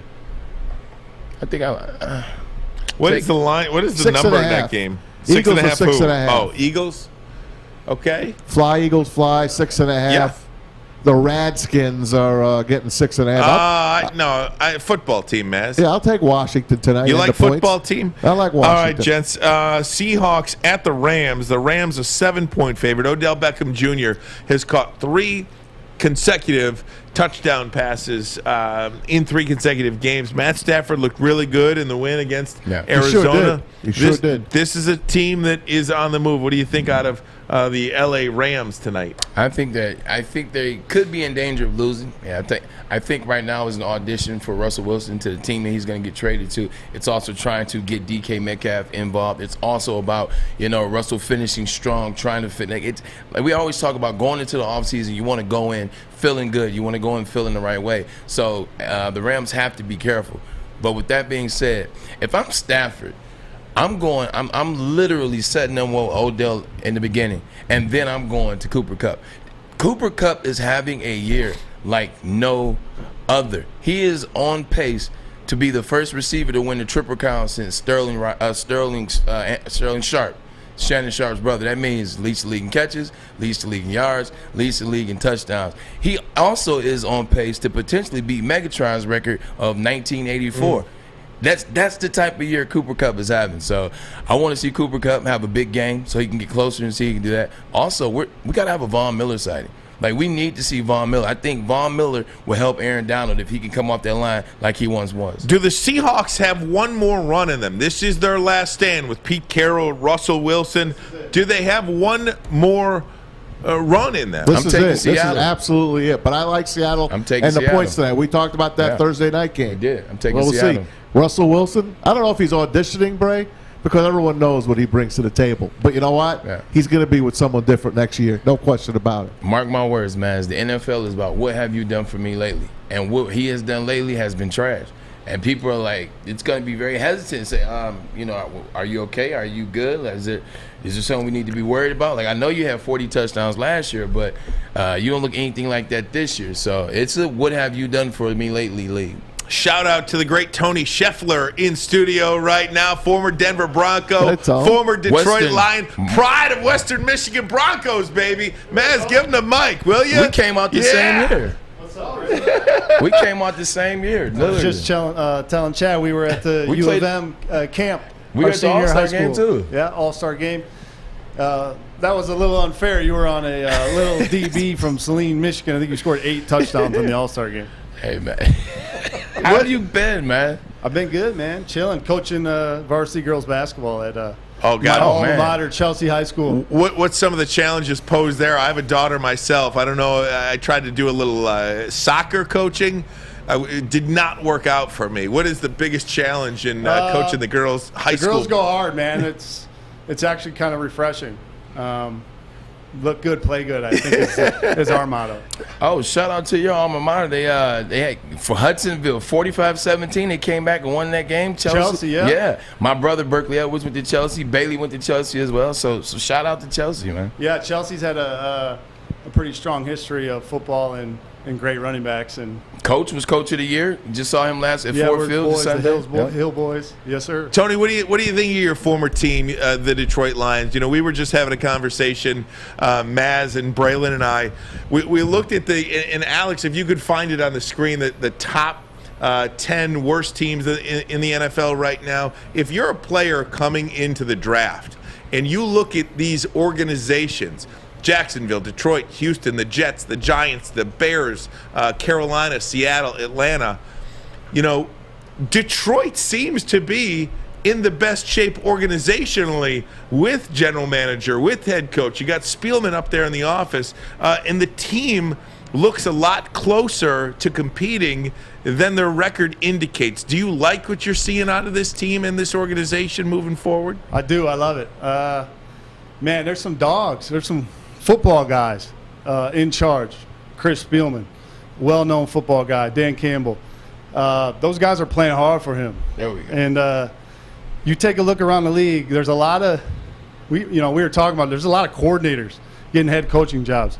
Are those guys leaders of men, leaders of locker rooms? I don't know. You see it every year. A guy like Dan Campbell can go in and inspire. And Jim Schwartz was a lot like that as well. We had a good playoff year. He was a rah-rah. You want to go out there and play, be physical. Football is a physical game. And I think Dan Campbell's got to go in the right direction. Everything I'm hearing from the boys is we want to go. Let's go. We want to play. And, like you said, are we a quarterback away, a couple of skill guys away? They've done it right. They're building inside. Man, I think I would be excited to maybe at least give it a look. Yeah.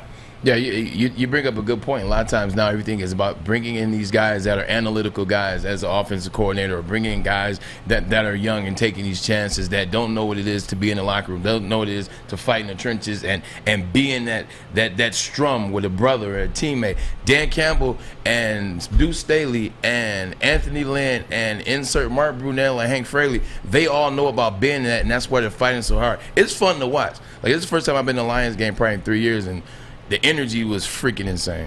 Yeah, you start to think about it, and you really look at these staffs, even Michigan. Look at some of the hires they made this year. Ron Bellamy. Just guys that have been there, that are about the brand, that have walked the walk. Mike Hart. Yeah, Mike Hart. And hopefully we're trending back in that direction. Yeah. And hopefully we can start eliminating some of these senseless penalty flags, and we can go back to playing football. You know what I mean? But you talk about that too. And one thing Braylon was mentioning earlier in the show is if you look at Dan Campbell's staff too, Aaron Glenn, former player, Deuce Staley, former player, Anthony Lynn, former player. Go up and down the roster of coaches. If you're a player, don't you want to play for those guys? 100%. I just think of my time in Detroit. Guys like Sam Gash. Man, that guy inspired me. OG, Sean Jefferson. Sean Jefferson, yeah, sorry. How could you not want to play for him? The guy would put on the pads. Yeah. He's trying to man up Calvin Johnson in practice. Like, you got to respect a guy like that, and you got to go out and play hard for a guy like that. And I think you're seeing it. And not only are there former players, like, they either are former Pro Bowlers or they have championships. Brunell, Pro Bowl. You look at Hank Fraley, Pro Bowl. You look at Deuce Staley, Pro Bowl. You look at Anthony Lynn, 2 Super Bowl championships. They come from great stock and great pedigree. It's a hell of a mix, and I think all the criticism we were giving them, rightfully so, I think we're seeing that trend in the right direction because they weathered the storm together. I think so, and it's been fun. I have an interesting view of it because, and so do you, Braylon, but you didn't get to put on the uniform, but we're from here. We grew up watching the team. Yeah. I ended up getting to play for the team, and now I'm out of it, and I have the friends that are in and out and family members. And, man, I'm in on this team in the organization. And for a time I wasn't. And I think they've got it turned around and at least giving us a reason to tune in, and that's what it's all about. Tony, last thing for me, in Chelsea, you're close to the University of Michigan Wolverines as well. What do you think of Jim Harbaugh and this run that they've been on, and what chances do you give them against Georgia in the college football playoff? Oh, it's incredible. I think they've got a fighter's chance. I mean, what they've been able to do, like I said, he reworked that staff with some really important pieces, I think. And, I am close to it. I grew up dreaming it. A guy named Braylon showed up at camp my senior year, and he took a spot, and they had a couple other guys, and I went on down 94 to Western Michigan and just tried to be better than Michigan's tight end my whole career. And it worked out. It worked out. It worked out. I ended up down in Atlanta training for the Combine with Tim Massaquoi. Yeah, that's and, my boy. Every day I tried to be better than Tim Massaquoi. Yeah, you were. So it works out, but I don't put on the colors of the maize and blue, but it is fun to have that team be good again. And we've got a couple Chelsea boys on that team trying to fight their way onto the field, and that makes it a little bit more fun too. But no, they've been great. Coach Harbaugh, I think, is a interesting character, and he's put the pieces together to really build something there with that coaching staff, I believe. Speaking of down 94, you guys were one of only 2 teams to beat Pitt this year, so shout out to the Broncos. Yes, we did, and then we kind of went backwards after that, but we won't get into that. The great Tony Scheffler, guys. Good Tony, seeing you guys. thanks so much. Hey, Merry Christmas. thanks for having me. Put me on Happy the spot holidays. here. Absolutely. You do good. Please come back anytime with, next time, some tips on how to coach girls high school basketball. I'm telling you, man, that's a tough sport. That's a tough sport. Western Michigan, Denver Broncos, Detroit Lions. Yeah, Gino. Start calling you Gino Oriema. Tony Scheffler. We'll be right back. Armani and Edwards, the bottom line, Woodward Sports Network. Thanks, Tony. Appreciate it. Thank you, Detroit. Because of your generous donations, this year's Stuff a Studio was a massive success. With the help from our friends at Meyer, Guardian Alarm, and people like you, we were able to send a massive U-Haul filled with toys to Mott Children's Hospital. I thought it was pretty cool, but more importantly, my daughter had surgery at Mott back in about 2005 for brain surgery. They did a miraculous job for her. As a matter of fact, she's graduated from Michigan State on Saturday. Oh, You could never hey, tell. go green, right?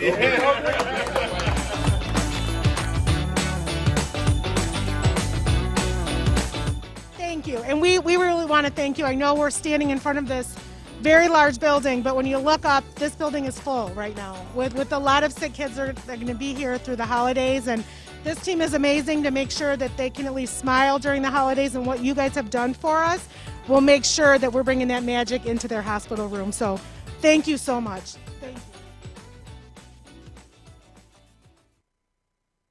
That's what he does. Hey, gang, I want to tell you about Guardian Alarm. That's right. They're your local security experts for over 90 years. 90 freaking years, 90. Guardian Alarm. Throw that black and yellow out in front of your house. You know what it says? It says stay out. That's Stay right. out. Guardian Alarm. 24/7 local monitoring. They let you check in on your home, control your lights, your temperatures, detect smoke, carbon monoxide. Even going to let you lock it on, lock your doors. All you got to do is call 1-800 to stay out. Whoa. What was that, man? That number was 1-800 stay out. No. One more time. 1-800 stay out. Stay out. Get out. Stay out. Stay out. 1-800 stay out. Baby. Get out. Guardian Alarm, your local security experts. Boom. Oh yeah. Boom. All right. Time now for an abbreviated bottom line videos of the day. The great Tom Mazaway here. Am I blowing your ears out here, Tom? No. It's just no. It kind of that's good. Yeah. That kind of messed them all up. Yeah. It's probably unplugged. Exactly. It's probably unplugged. My boy Haroon. It's okay. My boy Haroon. You see, notice I haven't hit the desk in about the last month and a half. I haven't been hitting it as hard. Haroon tells me every time I hit the desk, he said, if you're listening in the car, or you have your headphones on, he says it sounds like you're slamming the car through the headphones. Oh, no way. So that's why I've been trying not to hit the desk. Well, thanks for telling Remember, me. I've always told you that. Don't bang the desk. You did. I did. I ignored you. I'm so sorry. It's okay, man. Thanks for telling me. Why didn't anybody tell me? I just What did. do I know? What do I know? You did after I hit the desk 20 times. Well, I'm trying to tell you before the end of the year so we can start the year off right. Stay out. Hey. Stop pounding. Hey, I got some Pause. great videos of the day. I know we don't have a lot of time. Please. Let's go back on this day in 1997 to the great Barry Sanders. It's the don't get me Jets. started. It's the Lions. It's Barry Christmas time for 54 2,000 yards. Go for 54 it. yarder. Dick Enberg on the call. Look at this old guy officiating. Mark Champion. I mean, Mark Champion. Barry's pop. Tommy Vardell. Man, he was a hitter. They had a rich tradition of fullbacks. Yeah. Look at Herman. Herman said, everybody still has the ball. Barry. Man, there's nothing like the Silver Dome. Oh, I love that place. It's the best. Here we go. The worst, best player of all Here we time. go. He's got it now. Look who tackles him. Who? Aaron Glenn. Really? Holy mackerel. Holy mackerel. Johnny's Morton. So Pete Metzelaars. That was the crazy David Sloan. That was the crazy thing. Didn't they announce it wrong at first? I don't remember. No, I think he got 2,000, and then I think he broke a record Okay, after that's that. what it was. Yeah. Now, the Jets needed this game to make it in the playoffs. Bill Parcells Yeah, I on the remember. sidelines. Lions knocked them out, not only in this game, at the beginning of the game, the great Reggie Brown All got in the neck fractures injury his neck. on the same sideline. Yep, on the same sideline. The place, you could have heard a pin drop. Yeah. And then 2 hours later, you heard it explode when Barry goes No, for 2,000. For some reason, I remember wrong. I thought like they misaannounced it, and he was like once they He was a yard behind. He was or- a yard behind. They misaannounced it, and then that's why he said. That's why you hear Mark Jenkins say. maybe. And now he's got Now the he's record. got it. Holy mackerel. I knew Hey, something. this one's from my childhood, 1974. This day in sports. It's the Raiders. It's the Dolphins. Weren't you It's the 30 in famous 74? Sea of Hands game. Kirk Gowdy on the call. Dolphins have won back-to-back Super Bowls, trying to go again, except they run into the Raiders. Ouch. Check this finish out. Stay out. He is fading, looking. He's under the gun. He's tied. He throws. It is. Oh, he caught it.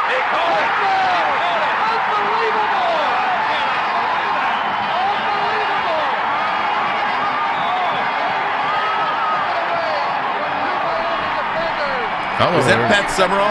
Is that Kirk John Gowdy. Madden? Kirk Gowdy. So Kirk Gowdy and Don Meredith on the call. The Sea of Hands game. One guy, Clarence Williams, in the middle of 4 Miami Dolphins, and Stabler hits him falling down to win the game and knock the Dolphins out. earlier today on the local television station that I work at, I interviewed Tom Rinaldi, who is the executive producer of this John Madden All Madden. He's team. the executive producer. He's the director. He's the producer. He's on this, and that got me to thinking about John Madden. Can we talk about John Madden on tomorrow's show? Yeah, can we talk about him all the time? I literally spent 40 minutes of my morning watching old John Madden videos. Yeah. Because, in preparation for this interview. It's a rabbit hole. It was one of the great one of the things that I remember from my childhood. Sorry to screw up your videos You're here, not. Baz. You're not. But we've got to talk about John Madden tomorrow. He was just a gem. Yeah. And how he has been able to stay so private, somebody who's so beloved, and he's not dead. No, he's you not. think Yeah. like nowadays with social media, everybody wants to know everything about everybody, and everybody's got to weigh in on That's a every good topic. point. John Madden just stays to himself and his wife Virginia, That's a living good out there. point because before they announced this piece that they were doing, I thought he was dead, like would've- Pat Summerall. I thought he was dead. Right. Now, how long is it going to be? Do you know? I think it's 2 hours. Wow, I I believe. can't wait. So Yeah, it's I on can't Christmas wait. Day on Fox, 2 o'clock. And I'll never forget. Growing up, I was watching them, Pat Summerall and John Madden, do a Dallas Cowboys game, and I spent so much time looking for this clip today because it was so great. I thought it would be on. John Madden says, "Now, Pat, Dallas just called their final timeout, and what that means is they don't have any more timeouts." It was the like best. it was Yeah. that kind of That's right, analysis. John. It was like the Captain Obvious, but he did it so smooth and on purpose that you loved it. And if you're under the age of 35, you think the guy's just a video game guy. His name's on a video game. You don't realize that he's just one of the biggest gems this country has. Never flew in a plane. Nope. Always the Madden bus, the Madden Cruiser. The Madden Cruiser. Took his own bus cross country. This guy is a gem. I highly recommend you start your Christmas afternoon off watching that, and then of course the Packers. And ultimately, Maz, that's why he retired. Actually, when he did, because no West Coast team was good. So Sunday Night Football, which he ultimately did later in life, Sunday Night Football, they never had a West Coast team. So every week he would have to be traveling to the East Coast tired him out on bus, and that was just it. Plus Al Michaels, he got tired of him, I think. Maybe. So anyway, guys, Maz, I'm sorry that I stole your videos of the day. We'll talk about John Madden tomorrow. We'll also talk about some quarterbacks as well. In 2021, there were 16 quarterbacks. New faces, new places compared to opening day 2020. How many will we have in 2022? We will examine that as well. I like that. We got a couple. And tomorrow's my final day of the year. I'll be damned. You're not going to be here for Festivus? I'm not going to be here for Festivus, but maybe you can call in. I'll call in. We'll have a bagel in your honor. You're not coming from Festivus? No. I'm coming to your house. Right, we both call in. Braylon, get us out of here. We both be missing. Another good Give me Stan's number and Tony Scheffler. I just got Tony's number. I'll give it to you. Another good day. Always good to have Pops in. He's always trying to get somebody's number, Bob. Great to have Pops in the studio. Good stuff. Good stuff on Michigan and Georgia, man. Tomorrow we'll talk about John Madden, and we'll just keep this thing rolling. Hey, enjoy the holiday season. I'm going to keep reminding you of that. Make somebody smile. Buy somebody a gift. Crack a smile. It's the season, man. Go watch a Christmas movie. Yeah. Why not go watch a Christmas movie? Watch a Polar Express. See if that doesn't brighten. It's a darn good movie, man. Absolutely. Little Tom Hanks action for you. Watched it with little Luke last night a little bit. Oh, man. Watch Family Man. Love everybody. Sam, Fish, Alex, good job by you guys. Maz, love you, big guy. It says Woodward Sports Network. Thanks to your Ryan for lunch today. Yes. Ryan Edwards, and thanks to my Ryan for lunch. Love you, Ryan. Not me, her. I love her too. Go Blue, Ryan. Go Blue. Well, today we have Yang, our resident male giant panda. He is picking the winner of the Chick-fil-A Peach Bowl.